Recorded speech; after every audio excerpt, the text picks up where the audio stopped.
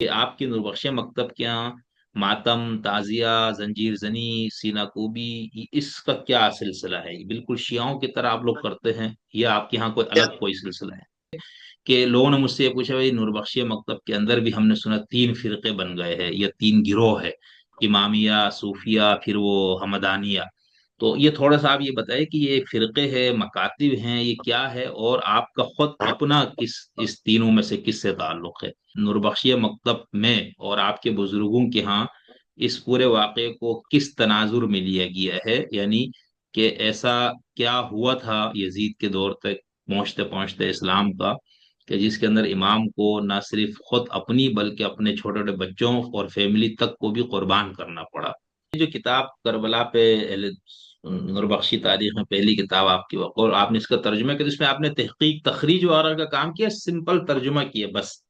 اچھا قبلہ اس کتاب کے اندر ایک تو جو ہمارے ہاں پرانا جو مقتل کی جو پرانی کتابیں ہم پڑھتے ہیں، یا مطلب اور شیعہ سنی دونوں میں مکس کام جو ہوا اور یا صرف شیعوں نے کیا، تو اس کے اندر ہم جس طرح یہ دیکھتے ہیں نا، آپ نے اس میں جیسے کہا کہ انبیاء کا بھی ذکر کیا اور اس کے آخر میں انہوں نے، تو ہم پرانی کتابیں جیسے پڑھتے ہیں کہ اس میں آتے ہیں کہ حضرت ابراہیم، موسیٰ، حضرت عیسیٰ، باقی انبیاء، وہ بھی کربلا ان کو لائے گیا، وہ یہاں پر ان کو رونے کا سارے روایت، تو اس طرح کی روایتیں اس کے اندر موجود ہیں. دوسرا اس کے اندر آپ مجھے بتانا، اسی کتاب کے اندر پھر قیام امام حسین کا مقصد اولا کیا بیان فرما رہے ہیں؟ یہ حکومت اسلامی کا قیام نا.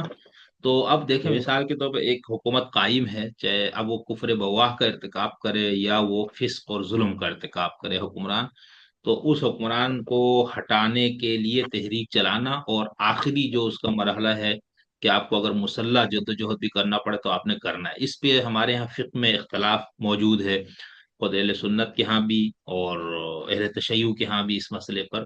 تو آپ کی نوربخشیہ مکتب میں اس کو کیسے دیکھا گیا ہے؟ مثال کے طور پر اس وقت کا جو بھی حکمران کسی بھی ملک میں وہ فاسق ہے آپ کے دین کے معیار کے مطابق، تو اس کو ہٹانا چاہیے آپ لوگوں کے ہاں. اچھا دوسرا دیکھو نا، جو خلفائے ثلاثہ یا پیچھے ہم سلسلہ چلتے ہیں تو اسنا عشری موقف کے مطابق تو بھائی خشت اول غلط ہے، معصوم کو چھوڑ کے آپ لوگوں نے غیر معصوم کو بنا لیا سقیفہ، یہ سارا کچھ. زیدیوں کا موقف اس میں ہے کہ چونکہ ہمارے ائمہ نے ان کو مان لیا تو ہمیں کیا مسئلہ ہے بھائی، ٹھیک ہے. اب اس عشریوں میں بھی ایک گروہ ایسا بننا شروع ہو گیا ہے. تو نوربخشی مکتب میں اس پہ کیا وہ بحث ہے کہ چونکہ حضرت علی نے خاموشی اختیار کر لی، تسلیم کر لیا، تو اس کو ایک جواز مل گیا، وہ ٹھیک حکمرانی ان کی صحیح تھی یا حکومت صحیح تھی، یا اس طرح کا کوئی بحث نہیں ہے آپ کے یہاں؟ مطلب ہم اس کو یوں صرف علمی اس میں بات کر رہے ہیں، ہم کسی کی تنقیص نہیں کر رہے یا کسی کی ہم توہین نعوذ باللہ نہیں کریں گے، ظاہر سی بات ہے. امام علی سے لے کر امام حسین تک جو ہمارے پاس دو ائمہ معصومین ہے موجود، مولا کائنات خود اور امام حسن، ان دونوں نے کوئی قیام نہیں کیا اس طرح سے اس معنوں میں، ٹھیک ہے. امیر معاویہ اور حضرت علی کے درمیان جو لڑائی تھی وہ قیام نہیں تھا، وہ تو معاویہ نے خروج کر لیا تھا ایک حاکم خلیفہ حقیقی کے اچھا. خلاف، تو اس خلیفہ نے اس کے خلاف جنگ کی، وہ الگ کیس ہے. اچھا پھر ہم جب یہ دیکھتے ہیں امام علی مقام امام حسین کے بعد بھی کسی امام نے قیام نہیں کیا، تو پھر صرف امام کو کیا ایسا تھا جس کے لیے ان کو یہ کرنا پڑا نا؟ یہ میرا اصل میں نے جو بات کرنی تھی وہ یہاں کرنی تھی، لیکن اس سے پہلے مجھے یہ طالب علم کے طور پر لگ رہا تھا کہ وہ تھوڑا سا اصولی سی بحث زیر بحث ہو جائے. تو امام سے پہلے میں بھی کسی نے میں نہیں کیا، اور امام کے بعد تو یزید سے تو کوئی برے ہی حکمران آئے ہوں گے نا، کوئی یزید سے اچھا تو نہیں آیا ہوگا. جیسے ہمارے یہاں ایک گروہ شیعان یزید، میں ان کو چھیڑنے کے لیے کہتا ہوں، وہ خود اس کو پتہ نہیں کیسے لیتے. تو شیعان یزید کا ہمارے یہاں ایک محمود عباسی اور ان سے متاثرہ کچھ لوگوں نے، آپ اس پہ جیسے میں نے ڈاکٹر عرفان صاحب سے بھی اس پہ تفصیلی بات کی تھی، تو ان لوگوں کا خیال یہ ہے کہ بھئی مطلب ایک تو یزید کا جو اتنا مکروہ اس کو بنایا گیا، انتہائی بدبودار ٹائپ کا بندہ، بالکل یعنی چلو تکفیر آپ نہ کرے تو بہرحال تکفیر کے قریب قریب تو ہو ہی جاتا ہے وہ بندہ. تو آپ کے ہاں اس حوالے سے کچھ ہے کہ اس کی تکفیر ہو، یا یہ کہ وہ محض فاسق محض تھا؟ امام حسین کی پوری زندگی، پوری سیرت کی میں بات نہیں کر رہا ہوں، ان کی زندگی کا یہ خاص پہلو جس کے اندر انہوں نے انتہائی قلت تعداد کے باوجود قیام کیا، اور ان کو یقین تھا کہ میرے ساتھ یہ کچھ ہوگا، کچھ تو حضور کی پیشگوئیوں کی وجہ سے، اور کچھ وہ جو حالات تھے اور اس کی وجہ سے، کچھ جو آپ باقاعدہ اس میں ظاہر سے جنگ کرنے کے لیے تو نہیں نکلے تھے جس کے لیے آپ فوج کو ترتیب دیتے، اور وہ ٹھیک ہے وہ جو دوسرا موقف والے کے لاکھوں خطوط آئے تھے، ہزاروں، 18-20 ہزار، اور ان کو یہ یقین تھا کہ لاکھوں لوگ کوفہ میں میرے لیے موجود ہوں گے. اس کو آپ پتہ نہیں کیسے لیتے، لیکن ہم اس کو چھوڑ کے یہ جو ہمارے سامنے موجود ہے، اور دوسری طرف ایک انتہائی طاقتور، ظالم، بد کردار ترین ایک حکمران کرسی اقتدار پہ براجمان تھا، جس نے اپنی کرسی کو بچانے کے لیے کچھ بھی کرنا تھا. جس طرح آج کے زمانے کے ڈکٹیٹرز بھی یہی کرتے، ظاہر سی بات ہے کہ کوئی اس طرح کو اٹھے تو اس کو انہوں نے ختم کرنا ہے. تو اس خاص اقدام میں کیا امت کے لیے قابل استناد ہے یہ کہ امت یا امت کی کوئی میں سے کوئی بندہ کوئی تحریک لے کر اٹھے اور یہ بنیاد بنائے کہ امام حسین نے بھی ایسا کیا تھا تو ہم کر رہے ہیں؟ اس کے اوپر آپ کے ہاں کوئی بحث ہے یا آپ کی اپنی کوئی تحقیق اس پہ؟ تو آپ ایران کے اندر خامنائی کے خلاف کچھ لکھوا کے دکھا دیں مجھے، پتہ لگ وہ جائے گا کتنی تحقیق کا وہ نہیں ہے نا آغا. میں یہی کہہ رہا ہوں کہ یہ جو ہم بلا دیتے ہیں نا فلاں ملک کے لوگ ایسے، فلاں مذہب، نہیں ہے. یہ تحقیق کا مزاج جس کا بھی ہوگا وہ ایسا ہی ہوگا، اگر نہیں ہے تو وہ محقق نہیں ہے. سلام اور آداب، امید ہے آپ سب دوست احباب خیر خیریت سے ہوں گے. شمس الدین حسن شگری آج ایک نئے پروگرام اور ایک منفرد اور محقق شخصیت کے ساتھ آپ کی خدمت میں حاضر ہوا ہے. آج میرے ساتھ موجود ہیں نوربخشی مکتب کے نامور عالم دین محترم جناب علامہ سید بشارت حسین تھگسوی صاحب. آپ کا تعلق بلتستان سے ہے اور دینی اور دنیاوی علوم سے آراستہ شخصیت ہیں، اور میرے خیال سے آپ نے ماشاءاللہ سے اپنا علم تعلیم کا جو آغاز یہی سے کیا، لیکن قم المقدس یعنی ایران سے آپ نے اعلیٰ تعلیم حاصل کی. آپ کی بہت سی تحریریں ہماری نظر سے بھی گزری، دوستوں نے بھی ان کو پڑھا ہے، اور بہت تحقیقی انداز سے چیزیں لکھتے ہیں. اور کچھ بنیادوں پر وہ تھوڑے سے متنازع بھی ہو گئے تھے بیچ میں کچھ چیزوں کی وجہ سے اپنے مکتب میں بھی شاید. تو بہرحال محقق انسان کو نتائج سے اس کو بے پرواہ ہو کر وہ تحقیق کرتا ہے، اور نتیجہ جو بھی نکلے، مجھے اور آپ کو اتفاق ہو نہ ہو، محقق جو ہے وہ اپنے تحقیق سے جب مطمئن ہوتا ہے تو وہ اس کو پیش کرتا ہے. تو کربلا امام حسین اس سلسلے میں ہم نے ایک سیریز کا سلسلہ شروع کیا تھا، اور اس میں ہم نے مختلف مکاتب اور مختلف الخیال اور کچھ آزاد خیال اہل علم سے بات کی. تو میری خواہش یہ تھی کہ میں نوربخشی مکتب فکر سے کہ کسی مستند عالم دین سے بھی گفتگو کروں. تو میری خوش قسمتی یہ ہے کہ آج میں سعید صاحب کے ساتھ موجود ہوں. سر بہت شکریہ آپ کا، تھینک یو، آپ نے مجھے ٹائم دیا. بہت شکریہ حسن شگری صاحب، بسم اللہ الرحمن الرحیم. آپ کی بڑی مہربانی. ہم بھی سوشل میڈیا کے ذریعے کافی عرصے سے آپ کے مختلف انٹرویوز، تجزیے، اور خصوصاً میرے لیے تو دلچسپی کے باعث آپ کے وہ انٹرویوز ہیں جو مختلف ادیان و مذاہب سے ریلیٹڈ ہیں. کیونکہ میرا جو میں نے المصطفیٰ یونیورسٹی قم میں جو ماسٹر کیا تھا، میرا وہ کارشناسی، وہ میرا موضوع وہ رشتہ ہی، فیلڈ ہی، شعبہ ہی ادیان و مذاہب اسلامی تھا. تو میں میں نے ماسٹر اسی میں کیا ہوا ہے. تو آپ جو جب بھی اس قسم کے اس سے ریلیٹڈ ویڈیوز اپلوڈ کرتے ہیں تو وہ ہمارے لیے زیادہ مفید اور خوشی کی باعث ہوتی ہیں. بڑی مہربانی. نہیں، میں نے ابھی آپ سے انشاءاللہ رابطہ ہو ہی گیا نا، تو اب ہم نے آپ کے تخصص والا جو ایریا ہے نا اس پہ آپ سے انشاءاللہ ایک دو نشستیں رکھوں گا، اور یہ مختلف فرق اور مسالک ان کی بنیادیں، پھر نوربخشیت کا ان سب سے امتیاز، ان سب چیزوں پہ بھی میں انشاءاللہ آپ سے مستفید ہوں گا آگے جا کے. تو آج چونکہ ہم امام عالی مقام سے متعلق ہے تو آج اسی موضوع پہ بات کروں گا. تو مجھے امید ہے انشاءاللہ آپ آئندہ بھی ٹائم دیں گے. انشاءاللہ ضرور سر، جی، جو بھی ہم سے ہو سکے. ٹھیک. اچھا سر، میں اس موضوع پہ جانے سے پہلے یہ تھوڑا سا یہ چاہوں گا نا کہ ہمارے ہاں میں نے محترم جناب شیخ محسن اشراقی صاحب حفیظ اللہ سے نوربخشیت پر دو تفصیلی گفتگو کی تھی، جس میں عقائد، نظریات، فروعات، ان سب پر تاریخ، شخصیات نے بات کی تھی. تو پھر بہت سے دوستوں نے پوچھا بھی، اس میں میں نے شیخ صاحب سے ایک سوال بھی کیا تھا لیکن اس سے سیر حاصل گفتگو نہیں ہو سکی تھی. تو میں نے کہا کہ تھوڑا سا آپ اس پہ روشنی ڈالیں پھر ہم آگے چلیں گے. کہ لوگوں نے مجھ سے یہ پوچھا بھائی نوربخشیہ مکتب کے اندر بھی ہم نے سنا 3 فرقے بن گئے ہیں یا 3 گروہ ہے، امامیہ، صوفیہ، پھر وہ حمدانیہ.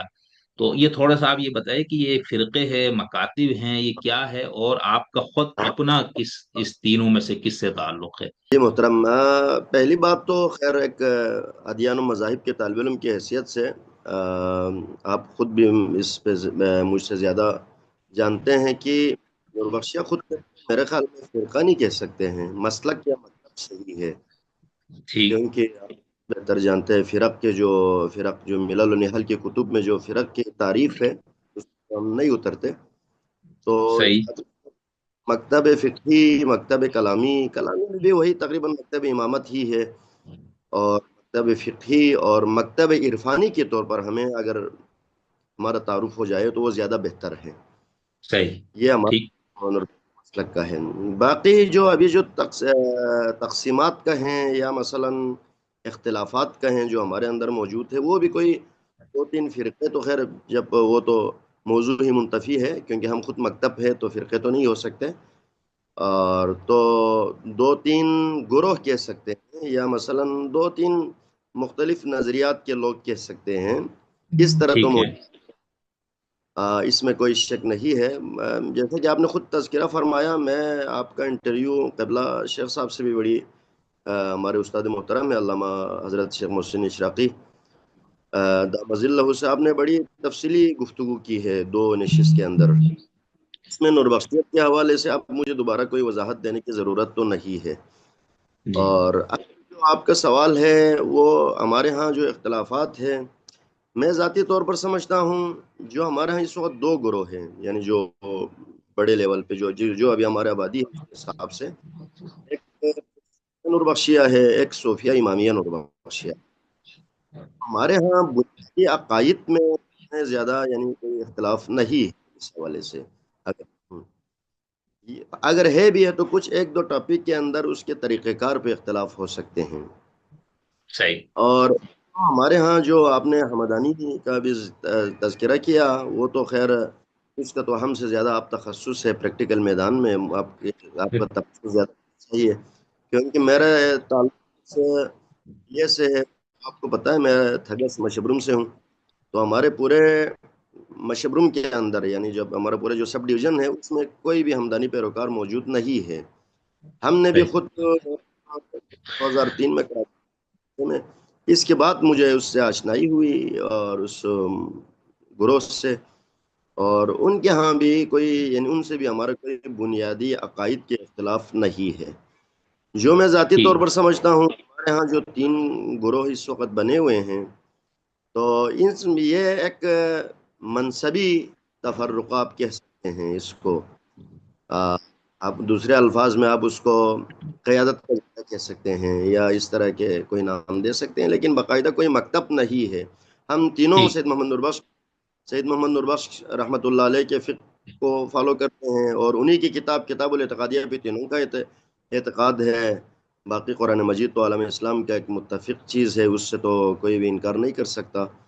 تو ہمارے ہاں صحیح. اس طرح کے اس اختلاف کو رنگ دیں، یا جیسے کہ ہمارے اہل تشیع میں اصولی اخباری کا جھگڑا ہے، یا مثلا دوسرے اہل سنت میں جو فقہا کے اختلاف یعنی حنابلہ و احناف کا جھگڑا ہے، حنفیہ. اس طرح ان کا اس طرح حنفی ہے اور اس طرح جھگڑا نہیں ہے.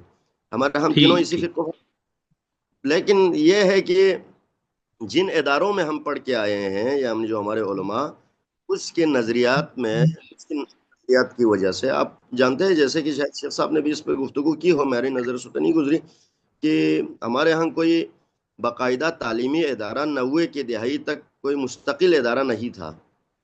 اس سے پہلے مختلف جو شخصیات کے مدارس تھے یا شخصیات جیسے سید غور سے مرحوم سید علی شاہ گلشن کبیر، ان سے لوگ شخصی استفادہ کرتے تھے. لیکن باقاعدہ ایک ادارے کے طور پر ہمارے سب سے پہلے جہاں آپ تشریف لے گئے تھے اس دن کراچی مدرسہ، اس کے قیام سے پہلے ہمارا کوئی باقاعدہ دینی تعلیمی ادارہ نہیں تھا.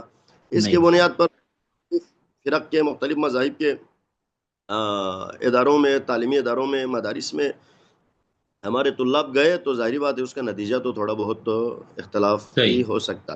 ٹھیک. ٹھیک. اس یعنی صرف اس وجہ، جیسے اگر کوئی اہل سنت مکتب سے پڑھ کے آیا ہے مدرسے سے، ایک شیعہ مدرسے، تو اس حساب سے تھوڑے سے رجحان میں فرق ہوا ہے. ठीक बिल्कुल ठीक। फर्क हो। चले, 12 वो दोस्तों ने पूछा तो मैंने कहा मैं इंशाल्लाह सईद बशारत साहब से भी पूछ लूंगा, तो ताकि किसी जी। मकतब के आलिम से ही ये बात हो तो ज्यादा बेहतर है। जी, ठीक। आप इस मौज़ूआत को नोट करके भी गुफ्तगू कर सकते हैं, तो बाद में हम इंशाल्लाह इस पे भी आपसे गुफ्तगू करेंगे। जी बड़ी जी, बात, बस शुक्रिया। इस पे इंशाल्लाह बहुत तफसील से भी हम बात कर लेंगे, क्योंकि कुछ मसाइल हैं जिस पे तालिब इल्म के तौर पर मुझे भी थोड़ा सा मुतालिया का जी मौका मिला है, कि जिसके अंदर के जिसको बड़ा कर दिया गया। यानी अब जो हम जब अहले सुन्नत वल जमात कहते हैं तो वो मातुरीदी और अशरी दोनों अहले सुन्नत है, और असरी भी कलामी लिहाज से, लेकिन उससे फुरू इख्तलाफात हैं। इसी तरह फिक्र में उनके बहुत से इख्तलाफात, लेकिन इसके बावजूद हम उसको अहले सुन्नत वल जमात की छतरी में ही रखेंगे। इसी तरह शियाओं में इस्ना अशरी, अखबारी, उसूली, इनकलाबी, गैर इनकलाबी, ये रंग बिरंगे सारे शिराजी ग्रुप भी है और फलाना, तो वो है तो सब इस्ना अशरी, लेकिन उस तरह से। लेकिन जब उसके साथ कुछ और चीजें हो जाए तो वो ऐसा लगता है कि जैसे मुखालिफत बहुत ज्यादा है। खैर, बहुत शुक्रिया सर आपका। अच्छा, अब हम जब इमाम हुसैन, करबला, यजीद, इन चीजों की तरफ रुख करते हैं, तो मैं इसमें बुनियादी तौर पर तो ये समझना चाहूंगा कि नूरबख्शिया मकतब में और आपके बुजुर्गों के यहाँ इस पूरे वाक़े को किस तनाजुर में लिया गया है। यानी कि ऐसा क्या हुआ था यजीद के दौर तक पहुंचते पहुंचते इस्लाम का, कि जिसके अंदर इमाम को ना सिर्फ खुद अपनी बल्कि अपने छोटे छोटे बच्चों और फैमिली तक को भी कुर्बान करना पड़ा। जी मोहतरम, असल में पहली बात यह है कि जब भी करबला का तज़किरा होगा, जब भी हुसैनी का तज़किरा होगा, तो इसमें किसी मकतब को या मसलन किसी फ़िरक़े की गुफ्तगू इतनी अहमियत नहीं रखती, क्योंकि ये तो हकीकत है कि ये एक हक़ व बातिल की जंग थी, जिसमें इमाम अली मुक़ाम अलैहिस्सलातु वस्सलाम और उनके अज़ीम जानिसार साथियों की एक बड़ी क़ुरबानी मौजूद है। और ये एक तारीख़ी हकीकत भी है। यानी आप अभी कुछ दिनों पहले मैं आपका एक शायद मुबशिर ज़ैदी साहब के साथ कोई शायद एक इंटरव्यू देख रहा था, तो आप उनको भी देखें। वो हालांकि इस वक्त एक अपना एक अलग मकतब का बंदा है, लेकिन वो भी कम अज़ कम इस करबला की हकीकत से तो वो भी इनकार नहीं कर सकते, बल्कि जी उनके किसी का पोस्ट भी था कि वो ज़ाहिर, हालांकि वो बहुत सारे अम्बिया अलैहिमुस्सलाम को या जो कुरानी शख्सियात है उनको सिंबॉलिक समझते हैं, जी लेकिन इसके बावजूद वो इमाम हुसैन अलैहिस्सलाम को सिंबॉलिक नहीं समझते हैं। वो कहते हैं ये एक जी तारीख़ी हकीकत है, ये वाक़या हुआ है। तो इस जी हवाले से सबका इस पे इत्तेफाक है, और क्यों हुआ था इस पर भी तकरीबन मेरे ख्याल में नज़र इजमा यही है कि आपने की यजीद की, तो इस वजह से आपको ये इन मुश्किलात का सामना करना पड़ा। जहाँ तक नूरबख्शी मकतब फ़िक्र या नूरबख्शी जो बुजुर्गान का ताल्लुक़ है, इसमें एक बात मैं आपको शुरू में अर्ज़ करूँ कि हमारा जो मकतब है, हमारा जो मसलक है, ये बेशतर इरफानी मशरब है हमारे यहाँ। तसव्वुफ़ाना एक शक्ल हमारे यहाँ ज़्यादा है, क्योंकि हम एक सिलसिले से मुत्तसिल है, जिसको हम सिलसिलतुज़ ज़हब कहते हैं। और मज़े की बात यह है कि यही सिलसिलतुज़ ज़हब तसव्वुफ़ और इरफान के अंदर उम्मुस सलासिल भी कहते हैं। यानी इसकी बुनियाद यह है, ये तमाम सिलसिलों की इब्तिदा इसी सिलसिले से हुई है। तो एक तो हमारे यहाँ ये एक इरफानी हम मसलक के लोग हैं। तो बेशतर आप भी जानते हैं, ये बुजुर्गान तसव्वुफ़ जब किसी टॉपिक पे बात करते हैं, तो एक तो ये लोग तारीख़ी चीज़ों को इतनी अहमियत ख़ास नहीं देते, ये एक हकीकत है। दूसरी बात यह है कि खुसूसन जिन जगहों पर इख्तलाफी कोई पहलू आए, तो वो इसको बिल्कुल ही नज़रअंदाज कर देते हैं, क्योंकि उनका हदफ एक इत्तिफाक हो, इत्तेहाद हो, और तमाम लोगों को एक ही मंजिल व मकसूद की तरफ लेके जाना उनका हदफ होता है, ये जो हमारे तसव्वुफ़ के बुजुर्गान का। तो ज़ाहिर बात है, इस पे कोई डिटेल हमारे पास गुफ्तगू नहीं थी। लेकिन ये हमारा जो सिलसिला है, जो सैयद मोहम्मद नूरबख्श के बाद जो वजूद में हुआ, इसमें हमारे एक बुजुर्ग है, हज़रत मीर अकबर शरफुल अखयार। ये अभी हमें हमारे सिलसिले को नेट पे भी आप देख सकते हैं, हमारी एक वेबसाइट है nurbakhsha.com के नाम से, इस पे भी ये सिलसिला मौजूद है। तो उसमें देखें तो ये हमारे मौजूदा पीर से चार पाँच पाँच छः पीर, यानी जो उनसे पहले का ये एक बुजुर्ग थे, हज़रत मीर अकबर शरफुल अखयार। उन्होंने उन्होंने अपने एक शागिर्द है उनका, उसका नाम है अखोन नसीब अली बल्गारी। बल्गारी आपको पता है, हमारे खपलू का गांचे का एक गाँव है बल्गार। جیسے کہ اس دن آپ نے شیخ محسن صاحب سے انٹرویو کیا، ان کا بھی تعلق اسی بلغار سے ہی ہے. جی بلغار تو سے. تو انہوں نے اپنے ایک شاگرد تھے اخون نصیب علی بلغاری، بلغاری صاحب کو انہوں نے خصوصی حکم دیا تھا کہ آپ واقع کربلا پر ایک تفصیلی کتاب لکھیں. اس سے پہلے ہمارے اچھا. ہاں کوئی اس پہ بڑی کوئی تفصیلی کتاب، یعنی صرف اسی ٹاپک کو مد نظر رکھ کے تخصصی کتاب نہیں لکھی. لیکن اکبر میر اکبر شرف الاخیار نے ایک حکم دیا ان کے، تو شاید ان کے اس بات سے یہ لگتا ہے کہ ان کا شاگرد اسی تاریخ سے ریلیٹڈ بندہ تھا، تو انہوں نے اس کو حکم دیا کہ آپ ایک کتاب لکھیں جو کربلا سے مربوط ہو.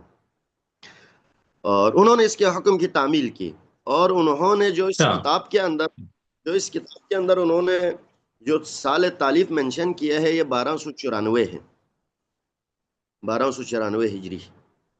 1294 ہجری انہوں نے اس میں مینشن کیا کہ 1294 ہجری میں مجھے یہ کتاب، میں نے اس کتاب کو اختتام تک پہنچایا. اور خود انہوں نے بھی اس کتاب کے اندر، ابھی میں کتاب آپ کی خدمت میں بھی پیش کروں گا، انہوں نے اس کتاب کے اندر ایک جگہ پر خود تو یہ مینشن کیا ہے کہ میں نے یہ کتاب میر اکبر شرف الاخیار کی حکم پر لکھی ہے.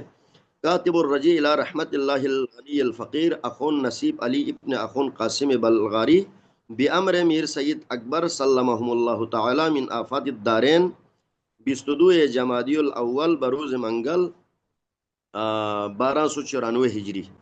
یہ 1877-78 بنتا ہے یہ عیسوی لحاظ سے، شمسی لحاظ تقریباً سے. صحیح، تقریباً 1800 ہو. صحیح. پھر واہ.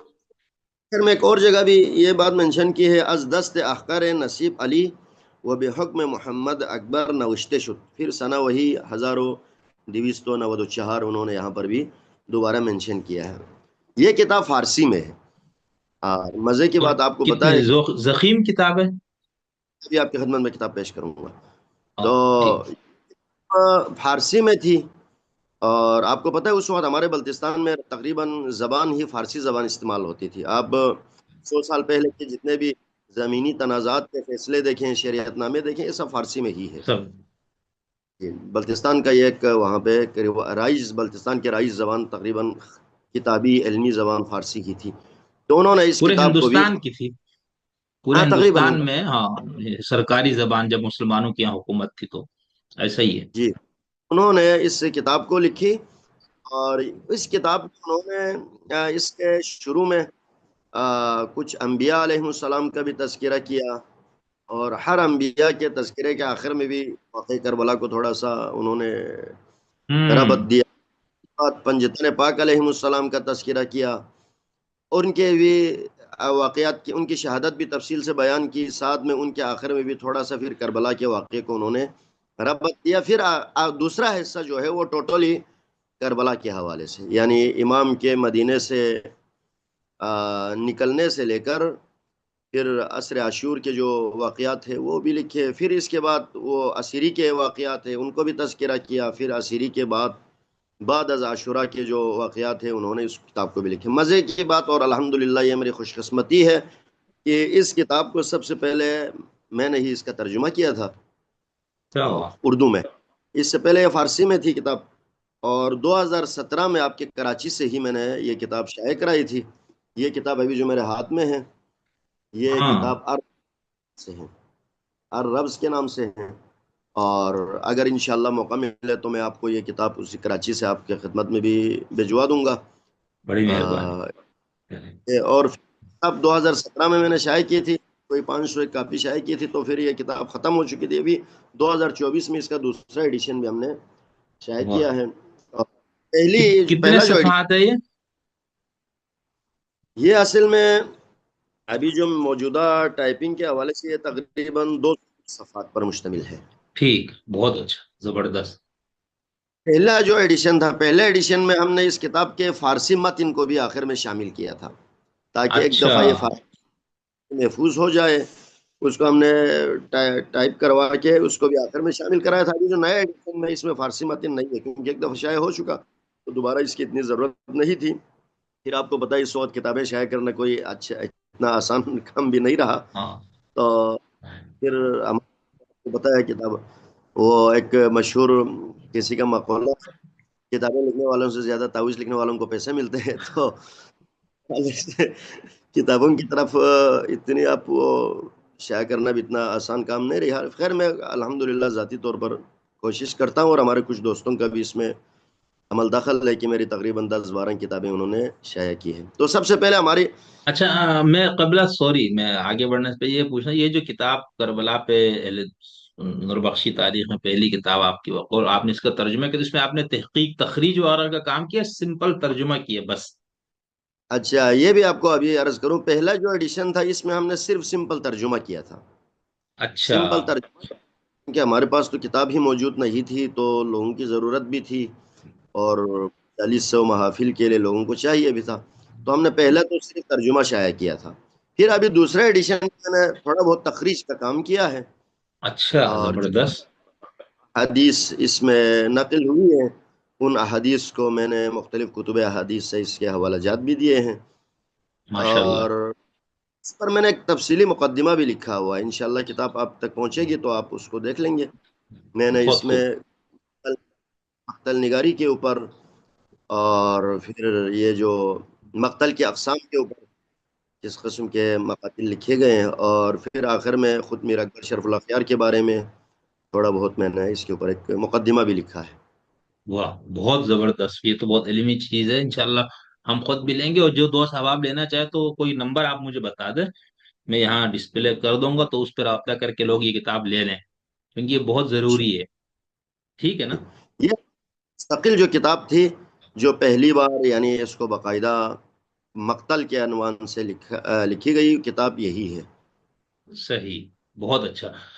ٹھیک. بہت سی جگہوں پہ ابھی میں اچھا. آپ کو کچھ حوالہ جات، بہت سی جگہوں پہ کربلا کا تذکرہ، کربلا کا ذکر یا امام علی مقام کا ذکر کربلا سے مربوط کر کے کیا ہے. صحیح. اچھا قبلہ اس کتاب کے اندر ایک تو جو ہمارے ہاں پرانا جو مقتل کی جو پرانی کتابیں ہم پڑھتے ہیں، یا مطلب اور شیعہ سنی دونوں میں مکس کام جو ہوا، اور یا صرف شیعوں نے کیا، تو اس کے اندر ہم جس طرح یہ دیکھتے ہیں نا، آپ نے اس میں جیسے کہا کہ انبیاء کا بھی ذکر کیا اور اس کے آخر میں انہوں نے، تو ہم پرانی کتابیں جیسے پڑھتے ہیں کہ اس میں آتے ہیں کہ حضرت ابراہیم، موسیٰ، حضرت عیسیٰ، باقی انبیاء، وہ بھی کربلا ان کو لائے گیا، وہ یہاں پر ان کو رونے کا سارے روایت، تو اس طرح کی روایتیں اس کے اندر موجود ہیں. جی جی جی، تقریباً ایسے ہی روایتیں بھی، کچھ روایتیں ہیں جیسے کہ بہار کی کچھ روایتیں ہیں کہ مثلا انبیاء، امیر المومنین کا جنگ صفین کے واپسی پر وہاں پر ان کا ہاں. بھی وہاں پہ قیام ہوا. اس طرح اس حوالے سے بھی کچھ روایتیں موجود ہیں. لیکن اکثر نا یہ جو اس کے جو روش جو میں نے ذاتی طور پر اس کو جج کیا ہے، یہ ہمارے ہاں جو بلتستان میں آج سے 40-50 سال پہلے تک یا 30 سال پہلے تک ہم نے خود بھی، جب آپ نے بھی میں نے بھی کچھ واقعات دیکھے، جو بلتستان میں جو مجالس کا طریقہ تھا نا، کہ کچھ فضائل بیان کرتے پھر اس کو مصائب کے اوپر لاتے، بھائی اسی بالکل اسی طریقے پہ مجھے جو لگتا ہے یہ انہوں نے مقامی مولانوں کی، مقامی اخون حضرات کی ضرورت کے پیش نظر یہ کتاب لکھی ہے. ٹھیک. اخون نصیر آپ نے تو یہ روش ہے. اور مقتل نگاری کے حوالے سے یہ مشہور جو کتاب ہے ملا حسین وائز کاشفی کی کتاب، جس پہ شہید مرتضی مطہری کی بڑی تفصیلی تنقید بھی موجود ہے، تو یہ تقریباً اس روش کے مطابق ہے. یعنی فارسی اشعار بھی نقل کیا ہے درمیان میں بہت زیادہ، رجز خوانی کے موضوع پر اور دیگر اچھا. موضوعات پر. اچھا. ہاں، وہ تو آپ اب کو جیسے پتہ ہے ہی میں. ہمارے یہاں اب بھی نوربخشیوں میں جب ہم مصائب پڑھتے ہیں تو اس قصہ خوان کو یا اس ذاکر کو سب سے کامیاب ذاکر سمجھا جاتا ہے جو درمیان میں اشعار پڑھ سکتے ہو. او صحیح صحیح. ٹھیک. ہمارے پہلے رائج تھا، اب بھی رائج ہے، یعنی ہمارے بزرگ علماء کے ہاں اب بھی رائج ہے. صحیح. اچھا قبلہ جیسے میں بھی کتاب ہے یہ حجت الاسلام الحاج مولانا محمد ایوب بشوی، جی تاریخ جی جی بنی جی ہاشم و بنی امیہ اور تاریخ بنی ہاشم و بنی عباس، تو اس کے اندر انہوں نے صفحہ 391 سے یہ شروع کیا. تاریخ کربلا. کربلا عراق میں دریائے فرات کے کنارے 32 درجہ 5 دقیقہ طویل بلد اور 34 درجہ 40 دقیقہ عرض بلد پر واقع ہے. تاریخوں کے مطالعے سے معلوم ہوتا ہے کہ امام حسین کی شہادت سے قبل جتنے انبیاء اور اوصیاء کربلا سے گزرے ایک نہ ایک پریشانی اور تکلیف میں مبتلا ہوئے، پھر اس کا دوران حضرت آدم، نوح، ابراہیم، موسیٰ، عیسیٰ اور حضرت علی، ان کا اور باقیوں کو بھی ذکر کیا، پھر آخر میں انہوں نے صفحہ 424 پہ کربلا بھیجنے کا سبب اور اس پہ انہوں نے بات لکھی۔ تو یعنی آپ جو الربز کتاب کا فرما رہے ہیں، اس کے اندر بھی اسی نوعیت کی چیزیں موجود ہیں۔ یعنی اس طرح اسی طرح بالکل، یعنی ساروں کا تذکرہ ہمارے اس کتاب میں نا، جو انبیاء کا بھی یہاں تذکرہ ہے کہ خود انبیاء کے اوپر جو مصیبتیں یا مشکلات یا آئیں ان کو زیادہ فوکس کیا گیا ہے۔ مثلا اچھا اچھا۔ ابراہیم علیہ السلام کو نارے نمرود میں پھینکے جانے کا واقعہ کو زیادہ وہ کیا ہے۔ حضرت آدم جب زیارت بیت المقدس سے واپس آئے تو حابیل و قابیل کا جو واقعہ ہے اس کو زیادہ فوکس کیا ہے۔ ٹھیک ٹھیک ٹھیک ٹھیک اور ٹھیک، صحیح۔ السلام لیکن جو حضرت اس یوسف، میں یہ پہلو ہے نا کہ اس طرح کے بہت سے انبیاء کربلا سے گزرے، یہ بھی چیز موجود ہے ساروں کا نہیں ہے میرے خیال میں، جو جہاں کچھ تک کا۔ مجھے یاد ہے اس میں بھی انہوں نے حضرت علی پانچ علیہ چھ کہی دیے۔ اچھا اچھا، حضرت علی امام علیہ علی کا السلام ہے۔ مجلس کے لیے، جب محرم کی مجالس کی تیاری کے دوران ایک ایرانی مشہور مقرر ہے، آپ بھی شاید سنے ہوں گے، ڈاکٹر رفیع، ایک محقق مقرر ہے، یعنی خطیب ہے اس وقت ایران میں بڑے ٹاپ لیول کے، جو اگر آپ اس کو ٹاپ 5 کے اندر لے لیں تو ان میں سے ایک، حتیٰ یہ بیت رہبری کے اندر بھی مجالس وغیرہ پڑھتے ہیں۔ اور ہمارے المصطفیٰ یونیورسٹی میں ہمارے تاریخ کے وہ سربراہ وہی تھے، یعنی جو شعبہ تاریخ ہے، اچھا اور خود یہ ڈاکٹر ہے، پڑھا لکھا بندہ ہے۔ ان کی بھی کوئی کتاب میں دیکھ رہا تھا مصائب کے حوالے سے، تو انہوں نے بھی اس کا وہی جو انبیاء علیہ السلام کا یہ تذکرہ، میں نے اس کے ریفرنسز دیکھے تو بیشتر بہار سے ہی تھے، جی جی، وہ بہار بہار الانوار۔ میں صحیح۔ اس پہ تو خیر ٹھیک، اتنا ہم وہ نہیں ہے۔ تو اس کے لیے مشرا پڑھنا پڑے گا۔ آصف محسنی صاحب کی جو ہے نا مشرات البہار، خیر۔ تو یہ بہت اچھا اچھا۔ دوسرا اس کے اندر ایک تو یہ پہلو ہو گیا مصائب اور تکالیف، اور اس کے اوپر پھر اس کے اندر جیسے ہم روایتوں میں پڑھتے ہیں کہ آسمان رویا، پرندے روئے، جنات روئے، گریا کیا وہ پوری دنیا کی ہر ہر۔ اس کے مقدمے میں ہی، یعنی شروع میں جب وہ مقدمہ لکھتے ہیں تو انہوں نے جو اس کا ابتدا کیا ہے، اور اس ابتدا میں بھی انہوں نے اس چیز کو بڑا تفصیل سے بیان کیا ہے کہ وہاں پر پرندے روئے، وہاں پہ زمین و آسمان نے گریا کیا، اچھا، طیور روئے، سمک روئے، یہ فلان، یہ ساری چیزیں اس پہ بات جی ہوئی۔ جی، موجود ہے، ٹھیک ٹھیک۔ اچھا، دوسرا اس کے اندر آپ مجھے بتانا، اسی کتاب کے اندر پھر قیام امام حسین کا مقصد اولا کیا بیان فرما رہی ہے؟ اس میں ایسے کوئی بات نہیں ہوئی اس کتاب کے اندر اچھا تو۔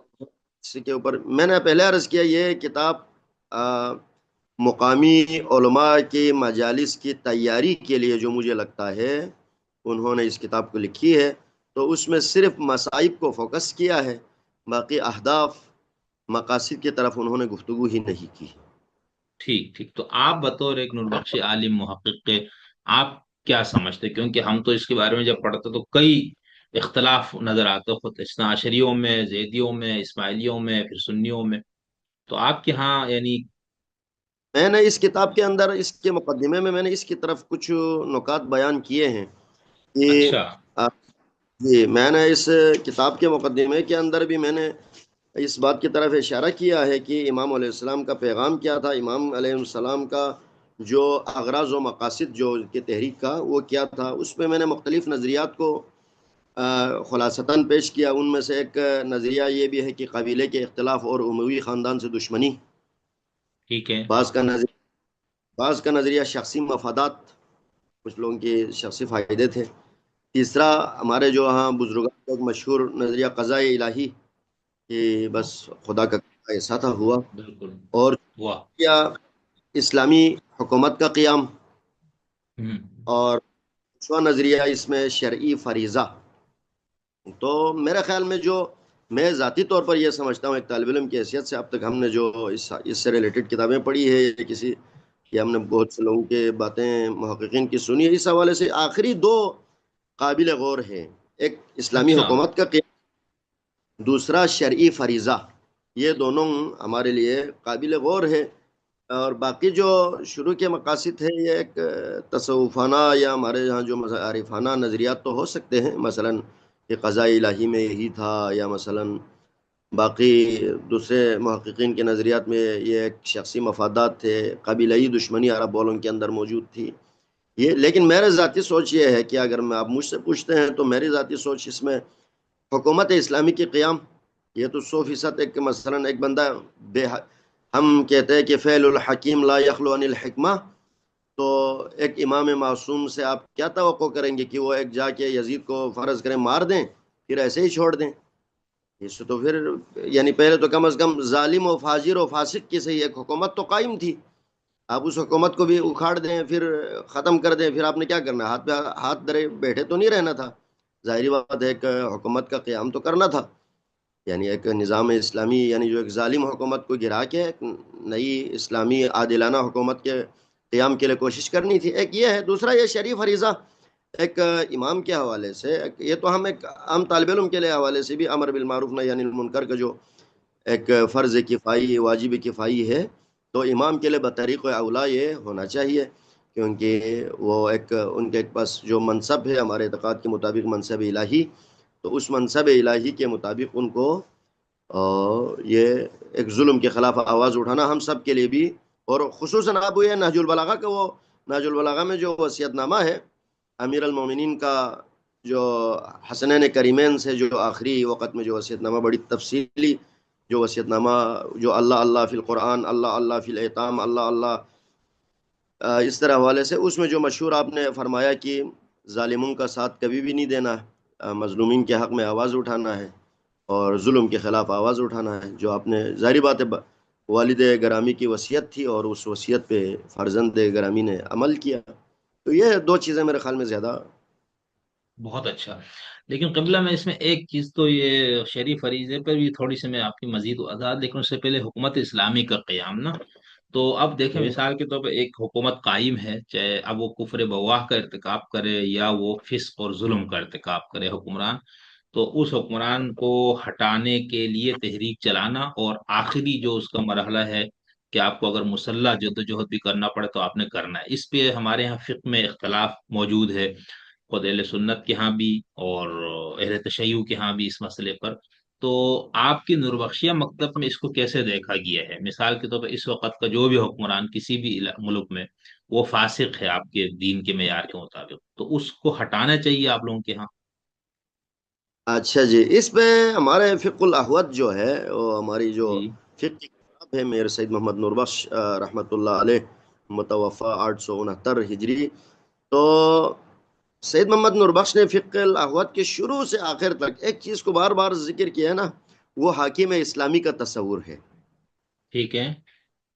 انہوں نے اس پہ بار بار تاکید کی ہے، وَيَنبَغِي لِلْحُكَّامِ الْإِسْلَامِ وَيَنبَغِي لِلْحُكَّامِ الْإِسْلَامِ یا علی حاکم الاسلامی، اس طرح کے جو اصطلاحات انہوں نے ٹھیک. بار بار ذکر کی مختلف جگہوں پر. مثلا یہ جو آپ کو پتہ ہے فقہا کے ہاں یہ تاریک الصلاۃ کے بحث میں، تاریک الصوم کے بحث میں، یا مثلا باب الحجر کے اندر جہاں پہ آپ نے محجور کرنا ہے کسی کو، یا امر بالمعروف کے اندر، یا دیگر ابواب میں، تو بار بار اس کا کنسپٹ ہے کہ حکام اسلام پر ضروری ہے کہ ایسے لوگوں کو ایسے سزا دیں، ایسے لوگوں کو ایسے سزا دیں.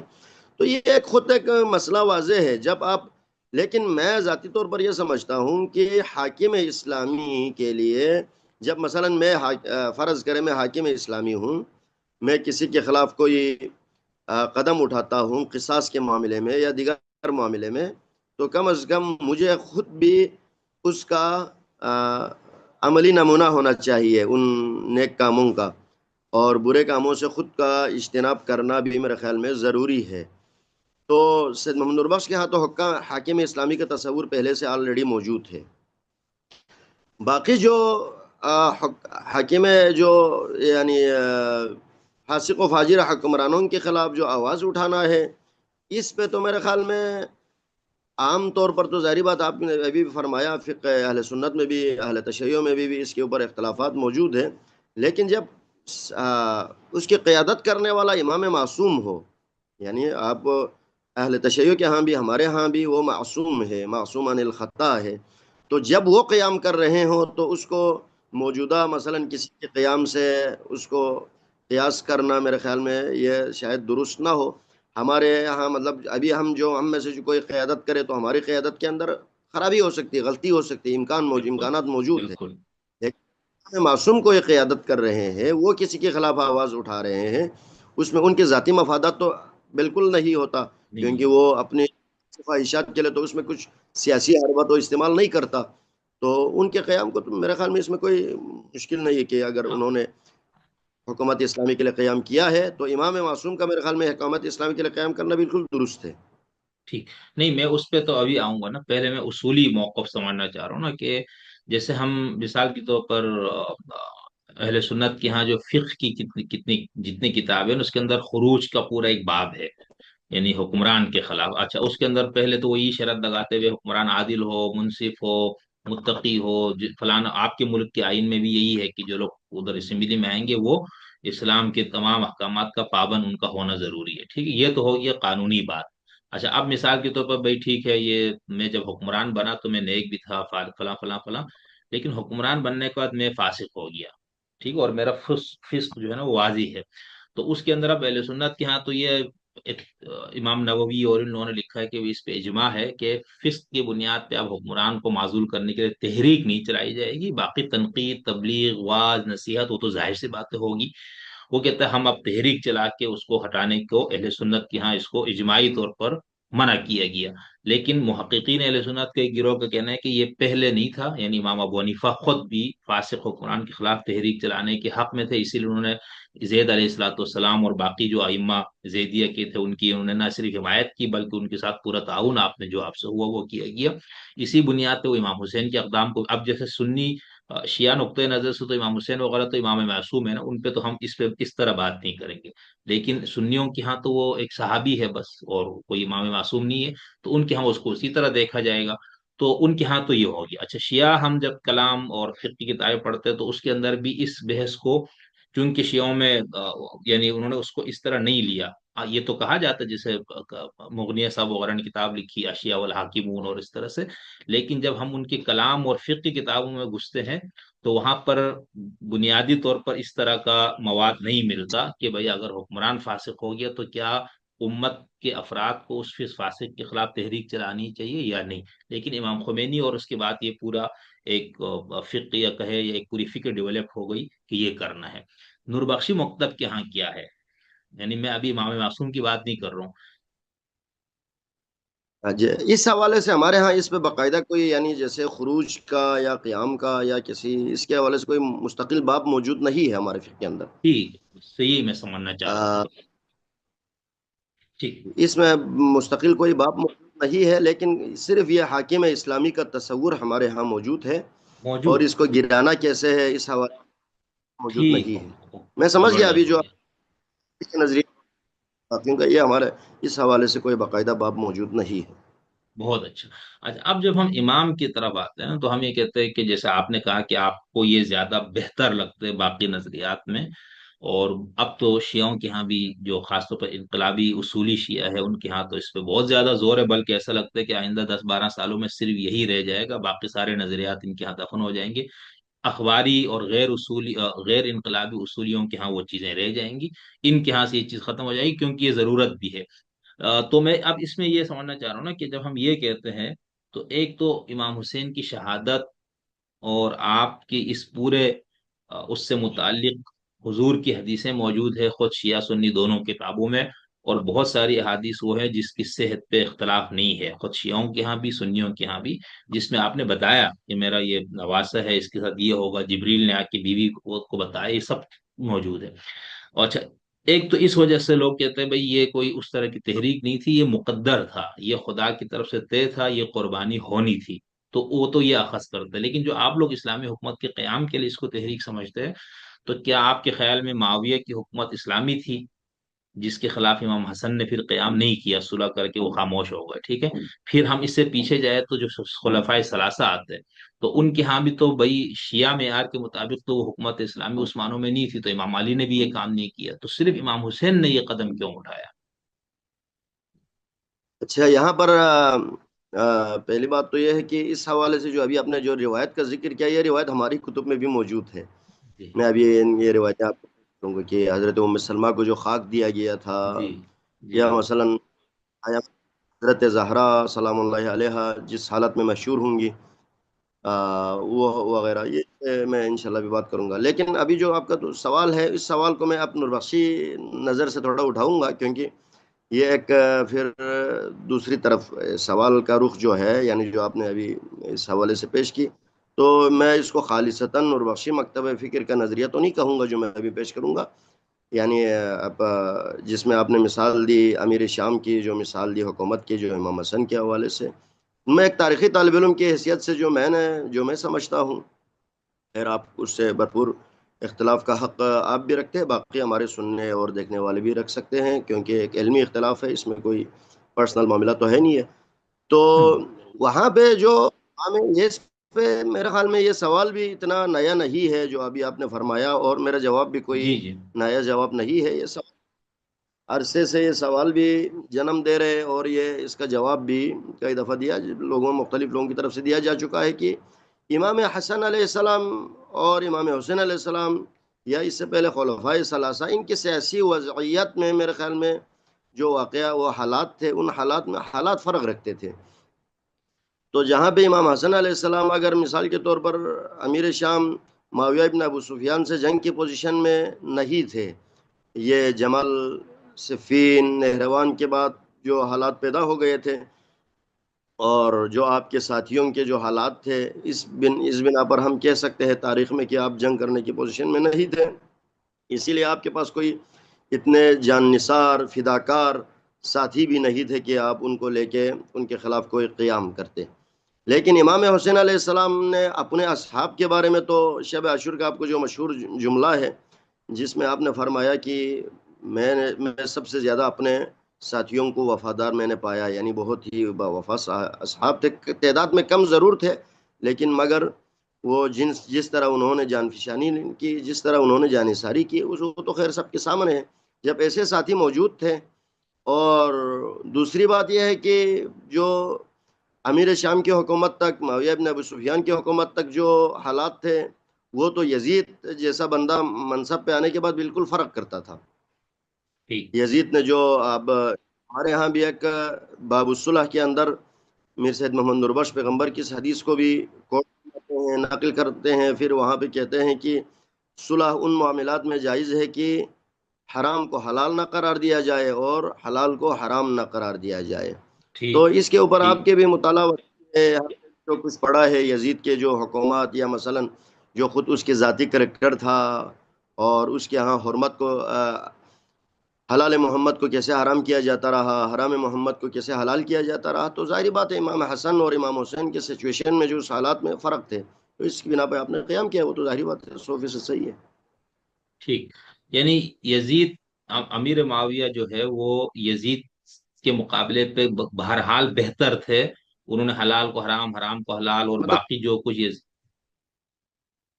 آپ اس کو یہ کہہ سکتے ہیں کہ اس کی حکومت کا جو طریقہ تھا وہ، خیر اس کی نیات، اس کے بحث وہ ایک الگ بحث ہے، لیکن کم از کم ظاہری طور پر یزید سے تو ظاہری. بہتر تھا. یزید صحیح. کی نسبت ٹھیک کا مقابلہ نہ کریں، یزید کا مقابلہ کریں تو یزید تو بہتر تھا. ٹھیک. بہت اچھا بہت اچھا. اچھا، دوسرا دیکھو نا، جو خلفائے ثلاثہ یا پیچھے ہم سلسلہ چلتے ہیں تو اسنا عشری موقف کے مطابق تو بھائی خشت اول غلط تھے. معصوم کو چھوڑ کے آپ لوگوں نے غیر معصوم کو بنا لیا سقیفہ، یہ سارا کچھ. زیدیوں کا موقف اس میں ہے کہ چونکہ ہمارے ائمہ نے ان کو مان لیا تو ہمیں کیا مسئلہ ہے بھائی، ٹھیک ہے. اب اس عشریوں میں بھی ایک گروہ ایسا بننا شروع ہو گیا ہے. تو نوربخشی مکتب میں اس پہ کیا وہ بحث ہے کہ چونکہ حضرت علی نے خاموشی اختیار کر لی، تسلیم کر لیا، تو اس کو ایک جواز مل گیا، وہ ٹھیک حکمرانی ان کی صحیح تھی یا حکومت صحیح تھی، یا اس طرح کا کوئی بحث نہیں ہے آپ کے یہاں؟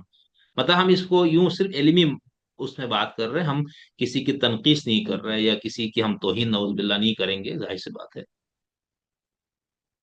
اچھا، مزے کی بات میں آپ کو بتا دوں. پہلے جب میں نے آپ جی کے شروع میں کچھ کلپ دیکھے تھے نا، جب میں اس وقت شاید میں ایران میں تھا، ایک دو کلپ آپ کا میں نے دیکھا، تو میں ابھی جس آپ نے نہیں کہا کہ شیعوں میں بھی ایک گروہ ایسا بننا شروع ہوا ہے بول کے، تو میں نے بھی سوچا تھا آپ اس گروہ کا کوئی ترجمان ہے.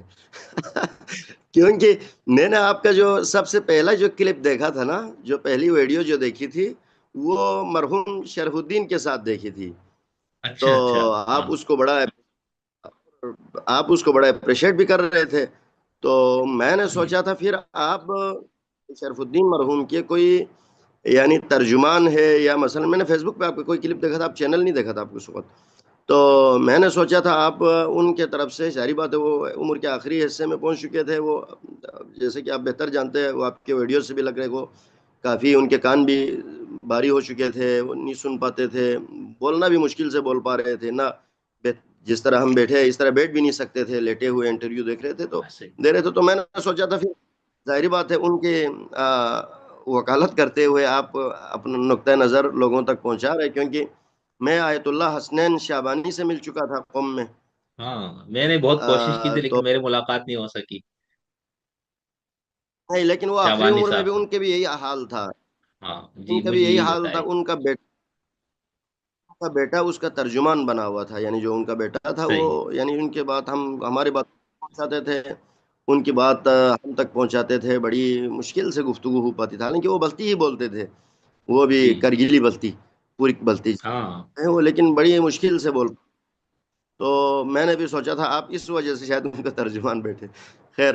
تو ابھی جو آپ نے کہا کہ نہیں پھر بات میں کیا لگا آپ کو؟ پھر شو ترجمان رہا یا کچھ باقی چیزیں دیکھ کے آپ کی غلطی میں دور ہو گئی؟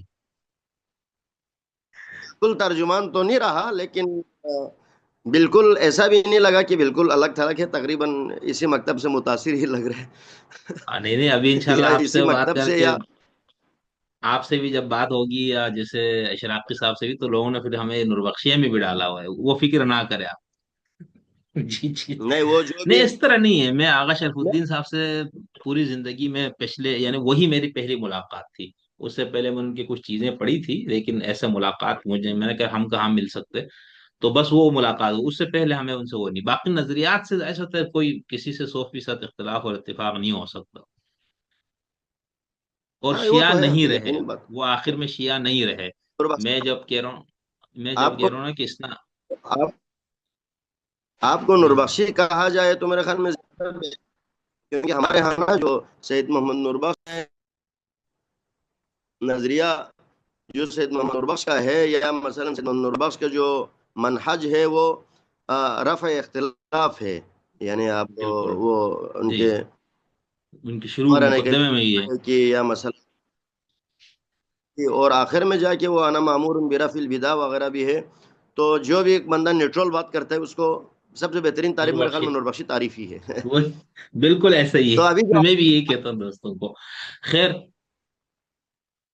سوال ابھی کی میں. طرف آتا ہوں کہ جی جی جی. خلفاء کے حوالے ہے، خلفاء راشدین کے حوالے سے، اس حوالے سے ہمارا نظریہ شاید آپ پہلے بھی کہیں پڑھ چکے ہوں، نہیں تو آپ کے ناظرین کے لحاظ کرو، ہمارا کلیئر ہے.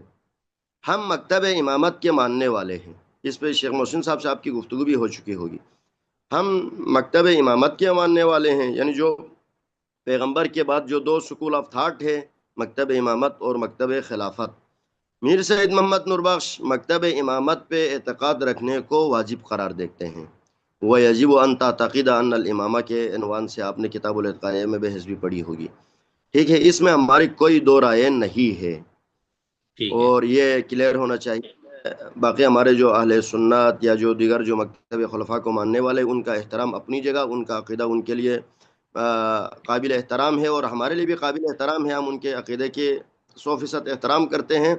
لیکن یہ حقیقت ہے کہ ہمارا نظریہ جو ہے مکتب خلافت نہیں ہے، ہم مکتب امامت کے ماننے والے ہیں.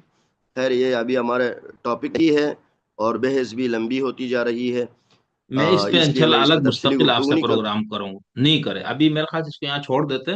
ہم اس کو جب آپ سے ان موضوعات پہ گفتگو کریں گے تو میں صرف اس میں امام حسین کو سمجھنے کے لیے کر رہا ہوں نا، کہ امام علی سے لے کر امام حسین تک جو ہمارے پاس دو ائمہ معصومین ہے موجود، مولا کائنات خود اور امام حسن، ان دونوں نے کوئی قیام نہیں کیا اس طرح سے اس معنوں میں. ٹھیک ہے.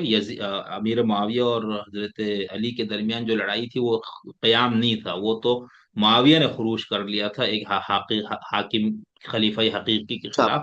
اس خلیفہ نے اس کے خلاف جنگ کی، وہ الگ کیس ہے۔ اچھا، پھر ہم جب یہ دیکھتے ہیں امام علی مقام امام حسین کے بعد بھی کسی امام نے قیام نہیں کیا، تو پھر صرف امام کو کیا ایسا تھا جس کے لیے ان کو یہ کرنا پڑا نا؟ یہ میرا اصل میں نے جو بات کرنی تھی وہ یہاں کرنی تھی، لیکن اس سے پہلے مجھے یہ طالب علم کے طور پر لگ رہا تھا کہ وہ تھوڑا سا اصولی سی بحث، زیر بحث ہو جائے۔ تو امام سے پہلے بھی کسی نے میں نہیں کیا، اور امام کے بعد تو یزید سے تو کوئی برے ہی حکمران آئے ہوں گے نا، کوئی یزید سے اچھا تو نہیں آیا ہوگا۔ یہ ہمارا جو موضوع گفتگو ہے وہ کربلا اور نوربخشیت کے حوالے سے ہیں، تو ہماری بحث بھی یعنی ایک دو ہم میں خود بھی ایک طالب علم ہوں اور اس طرح گفتگو کا عادی بھی ہوں، آپ خود خیر ماشاءاللہ سے اس کے متخصص ہے، تو یہ اس بحث کو الکلام یجور الکلام ہو رہا ہے میرے خیال میں نا، تو یہ بحث تھوڑی سی کچھ زیادہ ٹھیک، ہی لمبی ہو اچھا جائے چلے۔ گی، ملنے کا خواہش مند ہوں، اور میرا تخصص جو ہے یہ ایک تو ہے نا جو آپ نے یونیورسٹی میں جس کے اوپر ڈگری کی ہے، میری میں نے ابھی پہلے کہا میں نے ماسٹر ادھیان و مذاہب میں کیا، میں نے ایم فل تاریخ اہل بیت میں کیا، لیکن میرا جو جسے ہم فارسی میں نہیں کہتے رشتے کاربردی، یعنی جو پریکٹیکل کام جو ہے میں نے منابع شناسی کے اوپر کیا، یعنی نوربخشی کتب کے حوالے سے میرا زیادہ اس کے اوپر ہے، تو اس پہ انشاءاللہ کسی دن کراچی میں جب ہم پہنچیں گے نا، تو زوم کے بجائے ہم بیٹھ کے اس پہ آپ سے انشاءاللہ آپ کے پاس ٹائم ہو تو ہم تفصیل سے مختلف ٹاپک پہ دو تین ریکارڈنگ آپ کے ساتھ کریں گے۔ یا وہ ہو سکتا ہے ہم اس سے پہلے آپ کے پاس ہی پہنچ جائیں۔ بہت اچھا ہے یہ تو۔ چلے، جو پہلے ہو گیا، نہیں میں اصل میں، آپ سوری آپ کو یہ لگا کہ بات دوسری طرف نکلی، وہ اس کی وجہ یہ ہے نا کہ جب میں خود بھی اس پہ تحقیق کر رہا ہوں قیام پہ، اور ریسرچ کا میرا کام ہے، اور اس پہ میں نے کوشش کی، سب کو جمع کی بہت ساری چیزیں، تو اس کے اندر ہر جو آپ تعبیر بتاتے کہ امام نے حکومت اسلامی کے لیے کیا، امام نے شریف فریضے کی تکلیف کی ادائیگی کے لیے کیا، فسخ بن امیہ کے لیے کیا، مقدر تھا، اس میں سے ہر ایک پہ ظاہر سی بات ہے اعتراضات ہیں۔ اب ایک بندہ تو یہ کہے گا نا بھائی، میں ایسا قرآن کو ماننے والا بندہ کہ قرآن پہ اعتراض ہے، میں کوئی اعتراض بات میں، ہم تو قرآن کو فیصل مانتے ہیں۔ اسی طرح کوئی بندہ شیعہ عصمت امام کو ماننے والا ہے تو اس کو عقیدے کے طور پر تو وہ کہے گا بھائی امام کے قدم پہ کیسے اعتراض، لیکن بہرحال اس کا مخالف اعتراض کرے گا تو اس کو عقلی یا عصری یا کیا کہنا چاہیے جواب تو اس کو دینا ہے نا، تو اس وجہ سے میں اس طرف جا رہا تھا۔ اچھا چلے، ہم اس موضوع کو اب سمیٹتے ہیں۔ تو ایک تو یہ آپ نے کتاب کا ذکر کیا، نوربخشی مکتب میں یہ ہے، اور اہداف پہ آپ نے فرمایا کہ اس کتاب میں ذکر نہیں ہے، تو ہم یوں بھی کہہ سکتے ہیں کہ نوربخشی مکتب کے اندر امام حسین کے قیام کے اہداف سے متعلق کوئی متفقہ نہیں ہے، یعنی ہو سکتا ہے بشار صاحب اپنی تحقیق کے مطابق کوئی نتیجہ بتا دے، آغا ہمارے جو علامہ اشراقی صاحب اپنی تحقیق کے مطابق وہ کوئی ہدف کو مطابق، تو یہ کوئی مسئلے کی بات نہیں ہے، ایسا ہی نہیں ہے نا؟ جی، ٹھیک، بالکل ایسے ہی۔ ٹھیک، ٹھیک۔ اچھا، دوسرا یہ ہے کہ جیسے ابھی کتاب ایک آئی، اس کو اردو ترجمہ بھی ہوا ہے، میں بہت خواہش مند تھا کہ ہو جائے، وہ کتاب مشکل بھی ہے عربی میں، کربلا الشہود کے نام سے، یعنی کربلا کی عرفانی تعبیر، کربلا کی عرفانی تشریح، اور وہ آہ، اس کا ترجمہ ابھی میں نے کتاب کا منگوایا تھا، وہ میرے خیال سے میرے سامنے ٹیبل پہ نہیں ہے، حسین نہیں، ہاں، تو لیکن وہ عربی میں ہے، وہ میرے خیال سے عراق کے کسی بہت بڑے عالم کے لکھے ہوئے، کربلا الشہود، وہ کوئی 400 350 400 صفحے کی کتاب ہے۔ تو اس کے اندر تو آپ کے ہاں کوئی اس طرح ہے کہ کربلا کی صرف ایک صوفیانہ تشریح، ایک باطنی، چلو ہم لفظ استعمال کرتے تو ذرا دوسرے معنوں میں جاتے، لیکن ہم یہ کہیں کہ اس کی صرف روحانی تشریح کی گئی ہو، جی جی، صوفیانہ تقریباً تشریح کر کے؟ تقریباً بیشتر یہی ہے، اور ہمارے بزرگان میں سے جو خود سید محمد نوربخش ہے ان کے حوالے سے مشہور بھی یہی ہے کہ وہ کربلا کے غم کی وجہ سے یا ان کے سوگ کی وجہ سے وہ ہمیشہ سیاہ پوش رہتے تھے، یا مثلاً وہ ہمیشہ کتابوں میں کے مطابق وہ ہمیشہ غم زدہ رہتے تھے، اور اپنے آ، باتوں میں بھی جہاں پہ اولیاء کاملین کی تذکرہ کرتے ہیں وہاں پہ شہادت امام حسین علیہ السلام کا تذکرہ کرتے ہیں، ایسا ہی ہے۔ صحیح۔ اب ہاں، یہ کتاب ہے، ہاں، 336 صفحے پر مشتمل، کربلا الشہود کے نام سے، اور ہاں، اس کا محاضرات لآیت اللہ العارف الربانی السید احمد النجفی دام ذلہ، اور انہوں نے یہ شہر محرم میں کچھ ان کے لیکچرز ہے جس کو بعد میں جمع کیا گیا، اس کو اردو ترجمہ بھی ایک ہمارے دوست ہے عبداللہ الامامی صاحب، انہوں نے شاید اپنے ادارے نہیں، اطرتی صاحب نے غالباً اس کو شائع کیا، عبداللہ اطرتی صاحب نے. تو وہ یہ ایک اس کی کربلا کی روحانی کہیں یا اس کی ایک صوفیانہ یا عرفانی تشریح ہے، جس کے اندر پھر وہ چیزیں اس طرح سے نہیں آتی جو ہمارے پولیٹیکل پہلو سے، انقلابی پہلو سے اس طرح سے. ٹھیک. اچھا ہمارے یہاں بھی دوسرا تقریباً جی جی جی، ہم بزرگان تصوف اکثر کا تقریباً خیال یہی ہے. یہی ہے نا، بالکل ٹھیک. اچھا دوسرا آپ کے ہاں جب ابھی جیسے ہمارے یہاں ایک گروہ شیعان یزید، میں ان کو چھیڑنے کے لیے کہتا ہوں، وہ خود اس کو پتہ نہیں کیسے لیتے ہیں.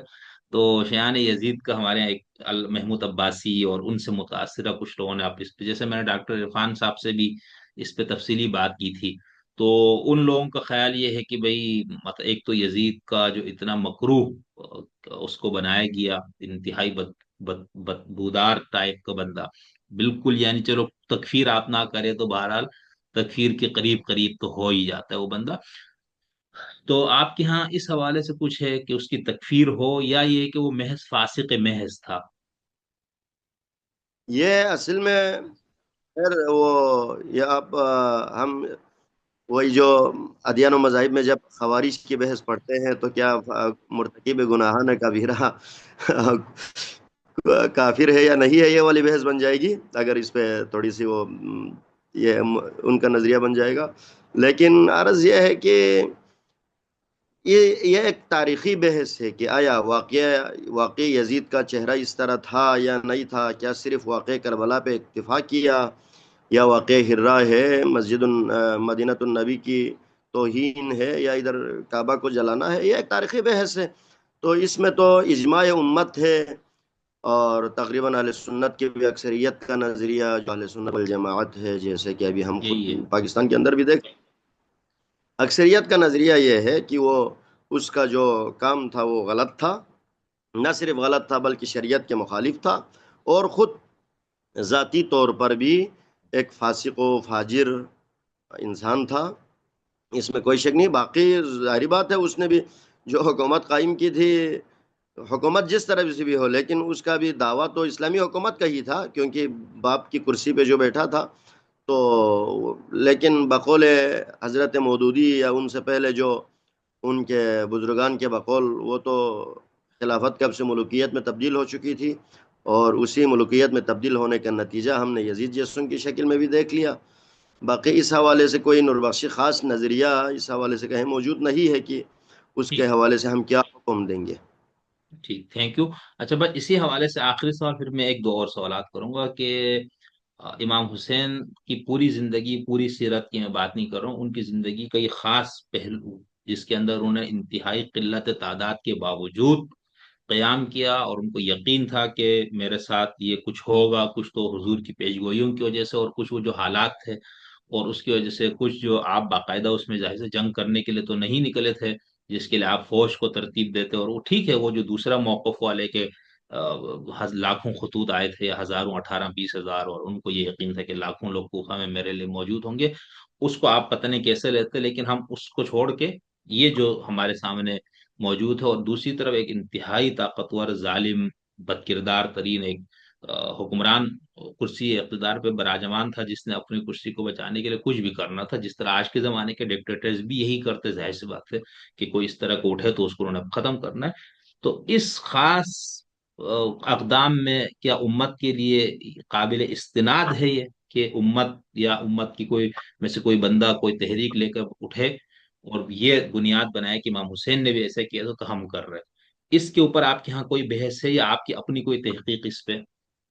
میں اس میں ہمارے ہاں کوئی الگ بحث تو نہیں ہے، لیکن ہمارے ہاں جو امامت کے شرائط جو بیان کرتے ہیں، یا مثلا امامت کے حوالے سے، حاکم کے حوالے سے، تو سب سے پہلے یہ ہے کہ میں نے شروع میں بھی اس چیز کی طرف اشارہ کیا، خود کم از کم اس چیز کے اہل ہو جو بندہ تحریک اٹھا رہے. ہر کوئی ابھی ٹھیک ہے. تو ظاہری بات ہے، آپ نے بھی اشارہ کیا، ہم سب دنیا میں دیکھ رہے ہر بندے جو ابھی کسی کے خلاف تحریک کا قیام کرتے، کوئی قیام کرتے یا کوئی تحریک آواز اٹھاتے، تو ان سب کا موقف یہی ہے کہ میں وہ بندہ غلط تھا تو میں اس کو صحیح کرنے جا رہا ہوں. ایسا ہی ہے. اور ہمارے سید محمد نوربخش نے بھی اسی کے اوپر باقاعدہ قیام کیا تھا. हाँ, ہاں یہ جی، मैंने पूछना था, चलो ये आ गया ना। हाँ। مرزا شاہ رخ تیموری کے خلاف آپ نے باقاعدہ نہ صرف قیام کیا بلکہ تاریخی کتابوں کے مطابق کردستان کے کچھ علاقوں میں آپ کی حکومت بھی قائم ہو گئی تھی۔ قائم ہوئی۔ تو یہ سیرہ میر سعید محمد نوربخش ہے کہ اگر کوئی ظالم، فاسق، فاجر شخص آپ کے اوپر حکمران ہے تو اس کے خلاف آواز اٹھانا ضروری ہے، لیکن کم از کم خود بندہ کا ہدف یہ ہو، اور دوسری بات یہ ہے کہ خود کس قسم کا بندہ ہے یہ بھی مد نظر دیکھنا ہوگا۔ اور سید محمد نوربخش نے باقاعدہ اس کے خلاف قیام بھی کیا، اسی کے جرم میں 2-3 دفعہ جیلوں میں بھی جانا پڑا، پھر جیلوں سے رہائی بھی ہوئی، پھر آپ کے یہ میں نے پہلے عرض کیا کردستان کے کچھ علاقوں میں آپ کے نام سے سکہ بھی چلتا رہا باقاعدہ۔ پھر اس کے اوپر آ کے ادھر آخر میں جو آپ جس علاقے میں ابھی آپ دفن ہے، آپ کا مدفن جو ہے سولغان، کن سولغان کہتے ہیں، ایک بالکل چھوٹا سا دیہات ہے تہران کے نواحی علاقے میں۔ اب تو خیر وہ تھوڑا اسٹیبلشڈ ہو گیا اور پکنک پوائنٹ بن گیا، نہیں تو دیہات ہی ہے، یعنی بالکل دو پہاڑوں کے بیچ میں ایک نالے کے ساتھ، ہمارے بلتستان جیسا ماحول ہے وہاں پہ۔ تو اچھا۔ وہاں پہ جا گیا، وہاں پہ پھر ابھی تو خیر ان کا مقبرہ بھی عالیشان بنا ہوا ہے، اور ابھی تو پکنک پوائنٹ ہے، لوگ کافی گھومنے، تہران کا نواحی علاقہ ہے، تو تہران آپ کو پتا ہے اس وقت یعنی امیروں کا شہر ہے، تو وہاں سے لوگ گھومنے پھرنے کے لیے آتے ہیں۔ اب تو بڑے ہوٹل شوٹل ریسٹورینٹ وغیرہ بنے، نہیں تو بہت ہی یعنی بالکل ہی ایک سائٹ ایریا میں آپ کو بھیج دیا گیا، وہاں پہ جلا وطنی کی تقریباً زندگی گزاری، اور آپ کی وفات بھی ادھری ہی ہوئی۔ صحیح صحیح۔ تو بہرحال میں ابھی اس بیس میں، چلو ہم بات میں اس طرح کی چیز پہ آئیں گے کہ یہ جو سید نوربخش کا اپنا بھی اور آپ نوربخشیوں کی تاریخ میں یہ چیز ملتی ہے، تو میں نے کہا کہ چونکہ جو ہمارے ہاں جو لوگ ظالم حکمران کے خلاف اقدام یا خروج کے قائل ہیں، اور یہاں پر دیکھیں تنقید میرا مراد نہیں لے رہا ہوں، اس پہ تنقید کرنا اس پہ تو کوئی بات نہیں ہے، اس کو نصیحت کرنا اس پہ بھی کوئی اختلاف نہیں، لیکن مسئلہ وہاں پر آتا ہے جیسے ہمارے ٹی ٹی پی والوں کا موقف ہے نا کہ اسلامی ریاست نہیں ہے پاکستان، تکفیر اس کی ہوتی ہے اور وہ کہتے ہیں کافر ریاست ہے، اور وہاں پر حکمران سارے کافر بیٹھے ہیں، تو ہم ان کے خلاف اٹھے ہوئے اور ہم ان کو ختم کر کے اپنی حکومت لائیں گے۔ میں اس مفہوم میں بات کر رہا ہوں کہ آپ اس کا تختہ الٹنے کے لیے تحریک چلانا، پھر اس کے اندر ظاہر سی بات ہے جب ہم فقہ اور کلام میں جاتے تو اس کی بہت کڑی شرائط ایسی ہے جس کے بعد بہت مشکل ہو جاتے ہے اس طرح، تو ہم اس بحث میں اب نہیں جاتے۔ میں صرف یہ کہہ رہا تھا کہ جیسے شیعوں کے اندر نجفی صاحب جو صاحب جو جواہر، وہ یہ کہتے ہیں کہ امام کا یہ قدم امام سے مخصوص تھا، امت اس سے استناد نہیں کر سکتی، جبکہ اسی مکتب کے دوسرے بڑے فقی امام خمینی رضوان اللہ علیہ، وہ یہ کہتے ہیں کہ نہیں، نہ صرف اس سے استناد کیا جا سکتا بلکہ وہ فخر کرتے ہیں کہ ہم نے تو اس کی بنیاد بنا کے یہ سارا کچھ کیا۔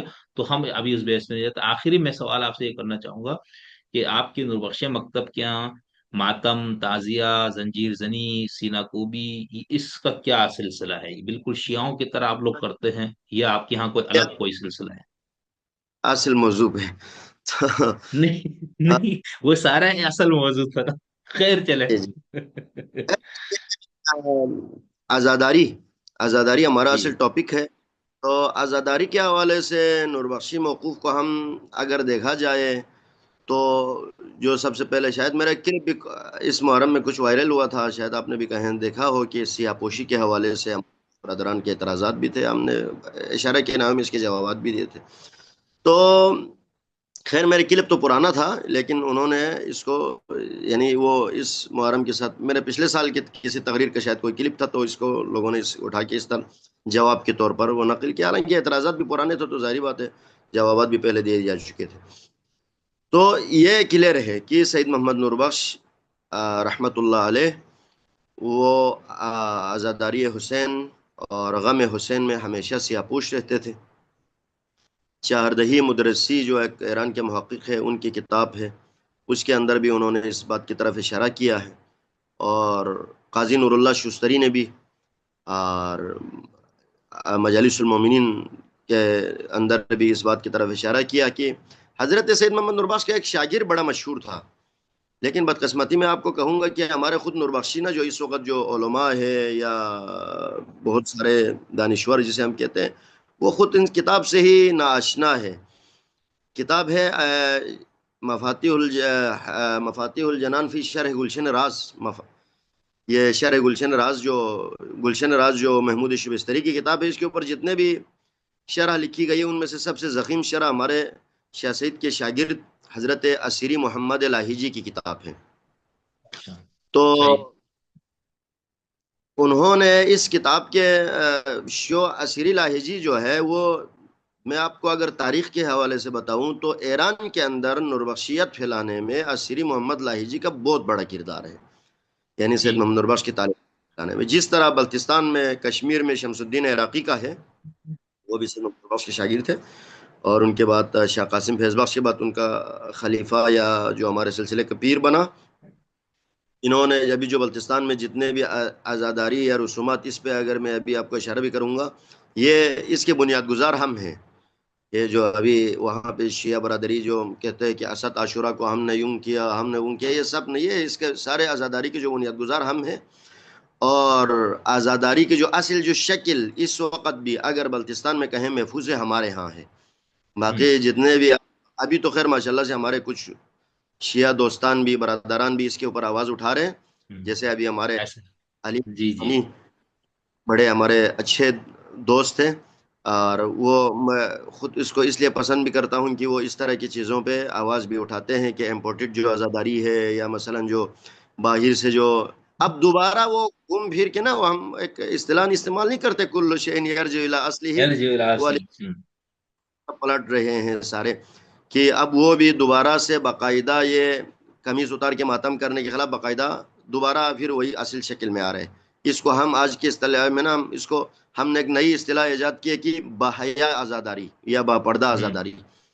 اس کی طرف اب دوبارہ آ رہے ہیں. ہم تو پہلے سے اسی پہ تھے، اور ہم اب بھی الحمدللہ اسی پہ موجود تھے. ہمارے کسی بھی مجلس میں آپ کو ننگے بدن کے ساتھ کوئی آزاداری ماتمداری آپ کو نہیں ملے گی. اگر کہیں بھی دیکھ بھی لے تو اس کا مطلب ہے یہ ہمارے دوسرے جو پنجاب کے شیعوں سے متاثر ہے، ہمارے اس طرح کوئی بزرگان کی تعلیمات نہیں ہے.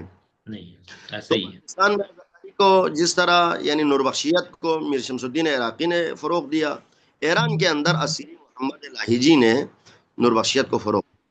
اسیری محمد لاہیجی یہ شاہ اسماعیل صفوی کے دور کا بندہ ہے.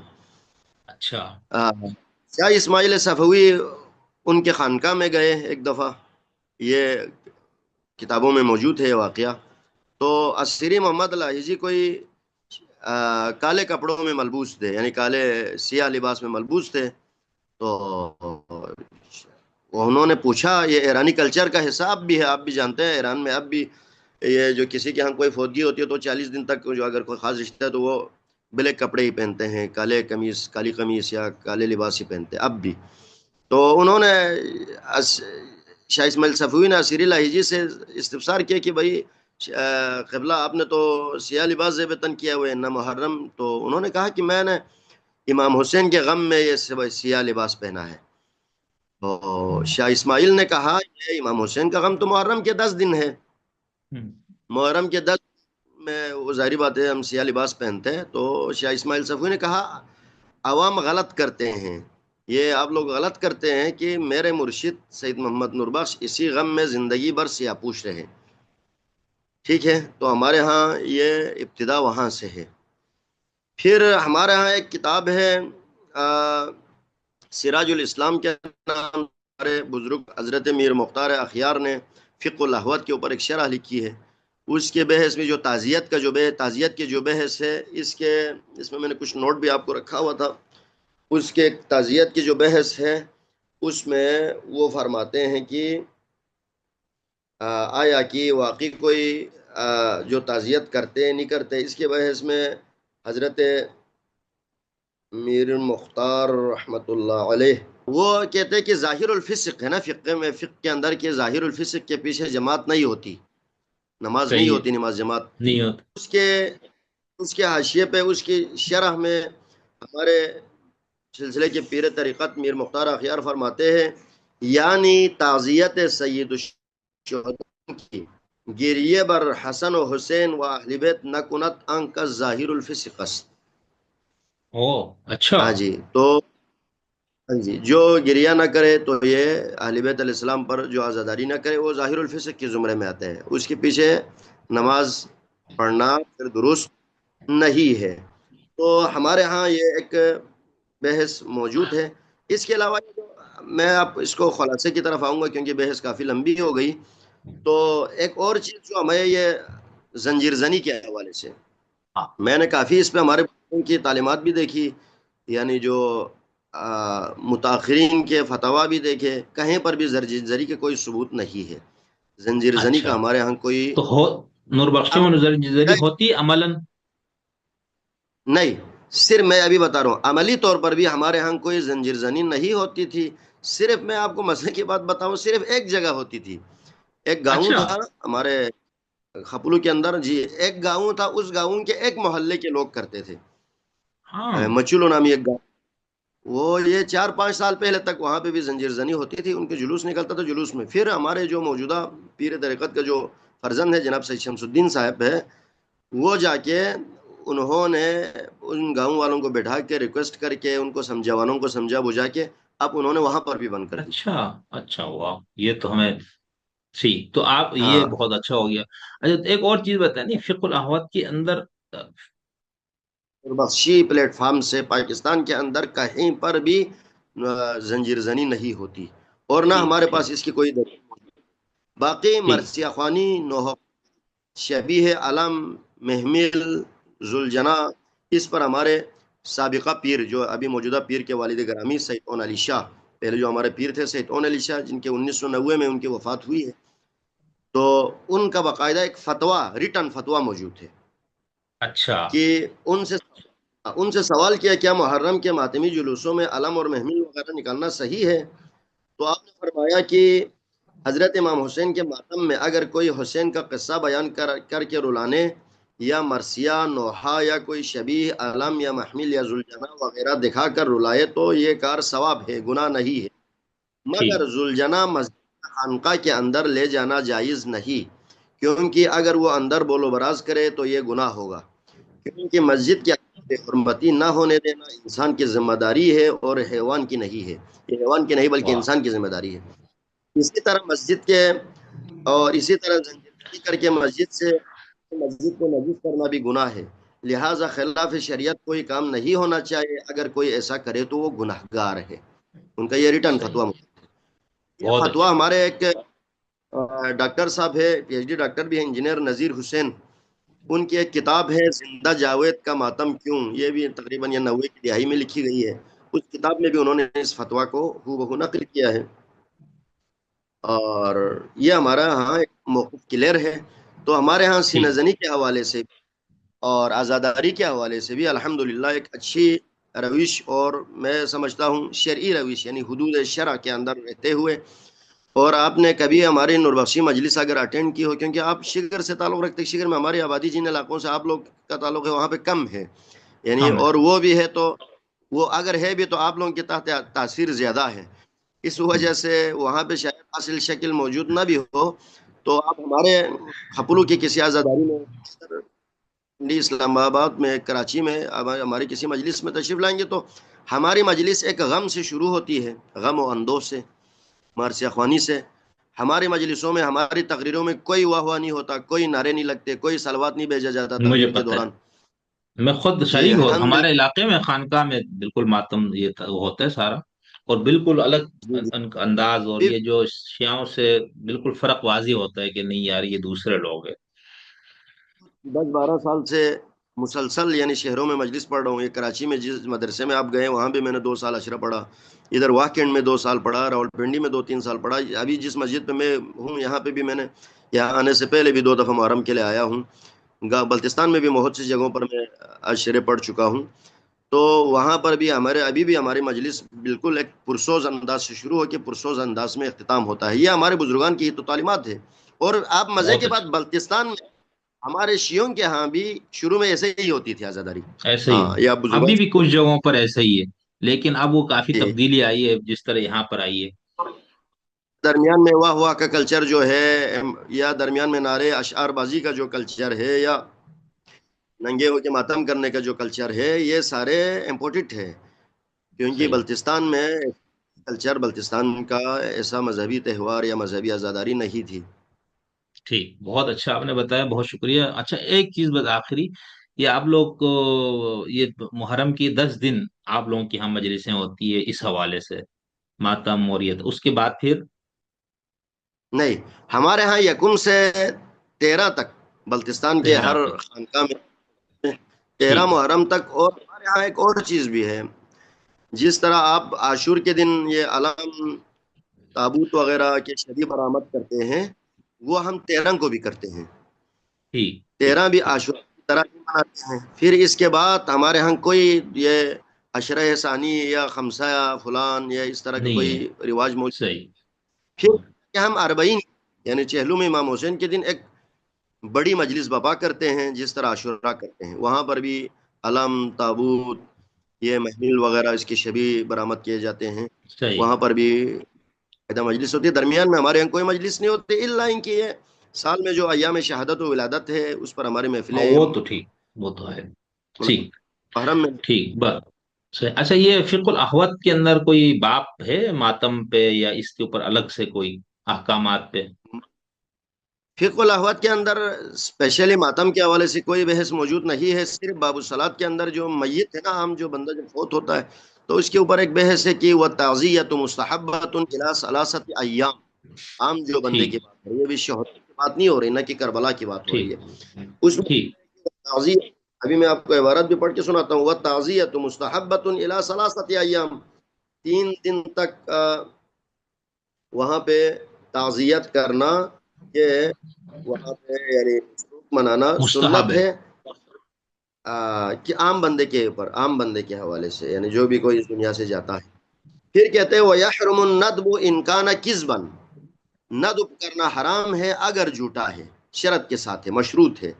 यानी नदब, फिर नदब की खुद तारीफ करते हैं कि नोहा पढ़ना, गिरेबान चाक करना, या मसलन अच्छा दाढ़ी मुंडवाना, इस तरह यानी ये काम। अच्छा। और अभी हमारे बस्ती में हम जिसे कहते हैं सिख ज़रबा, यानी उसके ऊपर अशआर पढ़ना, ये वगैरह जो कहते हैं, ये रसूम जाहिलियत में से थे। वो अगर आम बंदे के ऊपर भी, मसलन एक बंदा बेनमाजी है, उसकी बच्ची रोने लगती है कि मेरा बाप बड़ा नमाजी था, हाँ जी, इस तरह अगर ये करे तो फिर ये हराम हाँ है। क्यों नहीं। बाकी ये शोहदा के हवाले से हमारे यहाँ कोई, यानी खुसूसन करबला के हवाले से अलग कोई बाप मौजूद नहीं है। ठीक। अच्छा, लेकिन इसमें जैसे आपने कहा ना कि यहाँ पर जो बाबू सलात में ताजिया के ताजियत से मुतालिक ये है, तो आपने ये फरमाया कि आम इंसान के लिए, तो फिर इस पूरे फिक़्हुल अहद में इख्तिसास के साथ इमाम आली मकाम पे गिरिया, इस हवाले से कोई चैप्टर आप फरमा रहे कि नहीं है? ठीक। ठीक। नहीं है। पहले पहले आपने वो जो फिक़्हुल अहद के शरह के हवाले से हवाला दिया था ना पहले, जी जी। उसके अंदर हाँ, यानी उसमें इसी की शरह में फिर वो बहस आती है। है, इसमें जाहिरुल फिस्क की शरह में वो जो अच्छा, इमामत जाहिर। की शरह है, एक पेशनमाज के लिए कौन सी शराइत होनी, तो कहते कम अज कम, हमारे यहाँ कम अज कम शर्त ये है कि जाहिरुल फिस्क ना हो, तारिकुस सलात ना हो। तो और उसके ज़िम्न में उन्होंने ये जिक्र किया कि जो इस पे वो ना करे वो। ये है कि जाहिरुल फिस्क की तारीफ में कहा कि ठीक। ये जो, बहुत अच्छा। बहुत अच्छा। और वो नहीं, ये बहुत वाजी हो गया। अब मेरे जहन में यही था कि मैंने कहा ये भी आपसे क्लियर कर लूं कि इस हवाले से कोई अहकामात या उस हिसाब से कोई चीजें। बहुत शुक्रिया कबला आपने मुझे। जी। कोई आप बात करें अगर करना चाहें तो।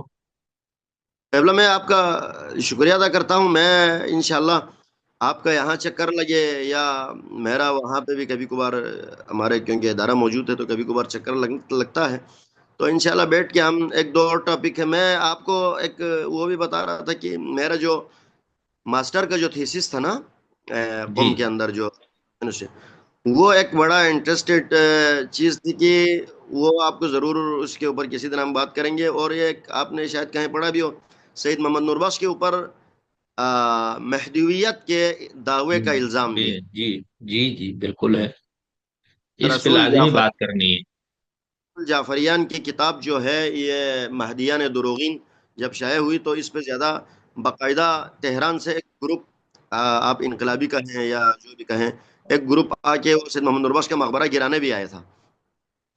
तो अच्छा। हाँ जी, हाँ, वहाँ पे मौजूद एक खातून रहती है, उन्होंने हमें बताया कि वहाँ से बाकायदा इसको, इसके ऊपर तहरीक भी चली कि इसको गिरा दिया जाए।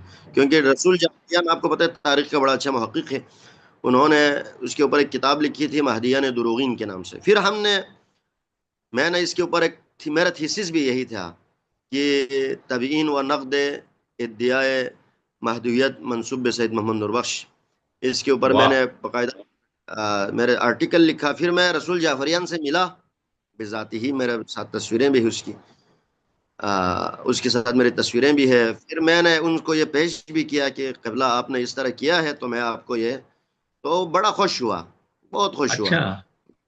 یہ آپ کو ماننا پڑے گا، ایرانی جو محققین ہیں نا وہ بڑے وسیع دل رکھتے ہیں. ہاں جی. نہیں، اگر محقق اگر پاکستان کہیں کا بھی ہو نا، حقیقی محقق وہ وسیع دل والا ہوگا. یہ ایران اور عرب کا نہیں ہے. تحقیق کا شعبہ اس میں آپ کوئی شک نہیں، ہاں. آپ باقی بہت سارے چیزوں کے خلاف کر، تحقیق کے شعبے میں بڑی وسعت ہے. تو آپ نہیں پاکستان میں اگر میں مولوی کے خلاف ایسا کوئی آرٹیکل لکھوں نا تو پھر زندگی بھر وہ مجھ سے بات نہ کرے. نہیں نہیں، تو آپ ایران کے اندر خامنائی کے خلاف کچھ لکھوا کے دکھا دیں مجھے، پتا لگ وہ جائے گا کتنی تحقیق کا وہ نہیں ہے نا. آغا میں یہی کہہ رہا ہوں کہ یہ جو ہم بلا دیتے ہیں نا فلاں ملک کے لوگ ایسے، فلاں مذہب نہیں ہے. یہ تحقیق کا مزاج جس کا بھی ہوگا وہ ایسا ہی ہوگا. اگر نہیں ہے تو وہ محقق نہیں ہے. ہمنائی کو چھوڑے نا، آپ یہاں پہ ادھر ایک پوسٹ کر کے دکھائے نا موجودہ عاصم منیر صاحب کے خلاف. وہی میں کہہ رہا ہوں نا. میں نے تو یہ نہیں کہا کہ میں تو صرف فضیلت تو بیان ہی نہیں کی نا. میں کہہ رہا ہوں تحقیق کا مزاج جس کا بھی ہوگا وہ وسیع ظرف نہیں ہے تو محقق نہیں ہے. چاہے وہ ایرانی ہو، عربی ہو، وہاں پہ شیعہ ہو، پاکستانی ہو، خپلوی ہو، شگری ہو، اگر اس میں پہلے وسعت نہیں ہے وہ محقق نہیں ہے. ٹیلیگرام پہ کیا جعفریان صاحب کو، سر میرا تعلق نوربخشی مکتب فکر سے ہے، میں نے یہ کیا پھر آپ کے ایک بڑا اس کے اوپر میں نے ایک آرٹیکل لکھا. تو انہوں نے مجھے، حالانکہ وہ بڑا مصروف بندہ ہے، انہوں نے مجھے کہا کہ آپ پہلے مجھے وہ بھیج دیں، آپ کا آرٹیکل بھیج دیں تاکہ آپ کے آنے سے پہلے میں اس کو پڑھوں. پھر میں نے وہ واہ. بھیجا، اس کی فوٹو کی. پھر انہوں نے 3 دن بعد مجھے ٹائم دیا، میں اس سے ملنے گیا اس کے کتاب خانے کے اندر. تو بڑے پرتپاک طریقے سے انہوں نے نہ صرف استقبال کیا، انہوں نے مجھے وعدہ کیا کہ میں اگلی ایڈیشن میں آپ کے اس نقطۂ نظر کو بھی شامل کروں گا. پھر واہ. اس کتاب کی دوسری اشاعت آئی، اگلے ایڈیشن جب آیا تو اس کے حاشیے میں انہوں نے لکھا باقاعدہ کہ ماشاء اللہ. قوم میں زیر تعلیم ایک طالب علم نے اس کے اوپر نقد بھی کیا ہے، وہ اس سرے سے اس کے منکر ہے، اس ادعا کو درست نہیں سمجھتے. خیر واہ. اس پہ انشاءاللہ میں ایک تفصیلی اس پہ گفتگو کروں مستقل گا. پروگرام ہو، یہ تو بہت ضروری ہے. اچھا، اس سے میں صرف ایک چیز آپ سے پوچھوں گا بات ختم ہونے سے پہلے. رسول جعفریان صاحب کی کتابیں میں نے بھی ایک دو پڑھی. تو یہ مولانا ہے یا کوئی ریسرچر ٹائپ یونیورسٹی لیول کا؟ مولانا جی. معمم معمم اچھا اچھا. اچھا. لیکن ان کی ملبہ. کتابوں سے ایسا اندازہ نہیں ہوتا، اس لیے میں نے کہا کہ ذرا پوچھ لوں. اصل میں اس کے اپنی بایو ہسٹری بھی، خیر یہ ہمارے موضوع سے ہٹ کے، لیکن چلو ایک دلچسپی والی بات ہے. اس کے ذاتی شخصی وہ بھی بڑی خوبصورت ہے. وہ کہتے ہیں کہ میں اس تاریخ کی طرف کیوں آیا، تو کہتے ہیں میں روزانہ درس خارج میں جاتا تھا. آپ کو پتہ ہے حضرت معصومہ کے حرم میں درس خارج کے بڑے بڑے کلاسز، بڑی بڑی کلاسز ہوں. ہوتی ہیں. جاتا تھا میں روزانہ، نیچے بیٹھ کے یہ سوچتا تھا یہ 100 200 بندے بیٹھے ہوئے یہ سب مجتہد بنیں گے، پھر کیا ہوگا. پھر میں ذاتی طور پر سوچتا تھا کہ شیعوں میں کون سا موضوع جو ہے وہ کمزور ہے، جس پہ کام زور نہیں ہے. ہوا ہے. تو میں خود بہت ضبط اہم. سوچتا.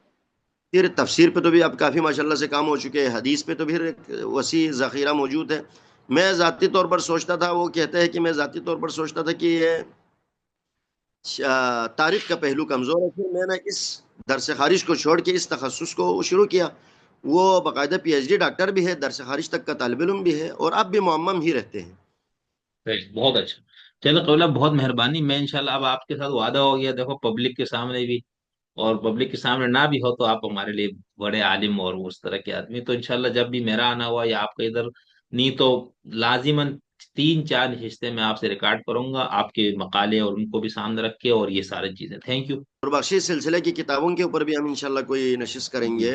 اور بہت اچھا. جو میں انشاءاللہ آپ کا ضرور. کام ہے اس پہ. اچھا، بس آخر میں آپ مجھے کوئی فون نمبر دے دینا، اگر کوئی دوست یہ کتاب لینا چاہے تو کہاں رابطہ کرے؟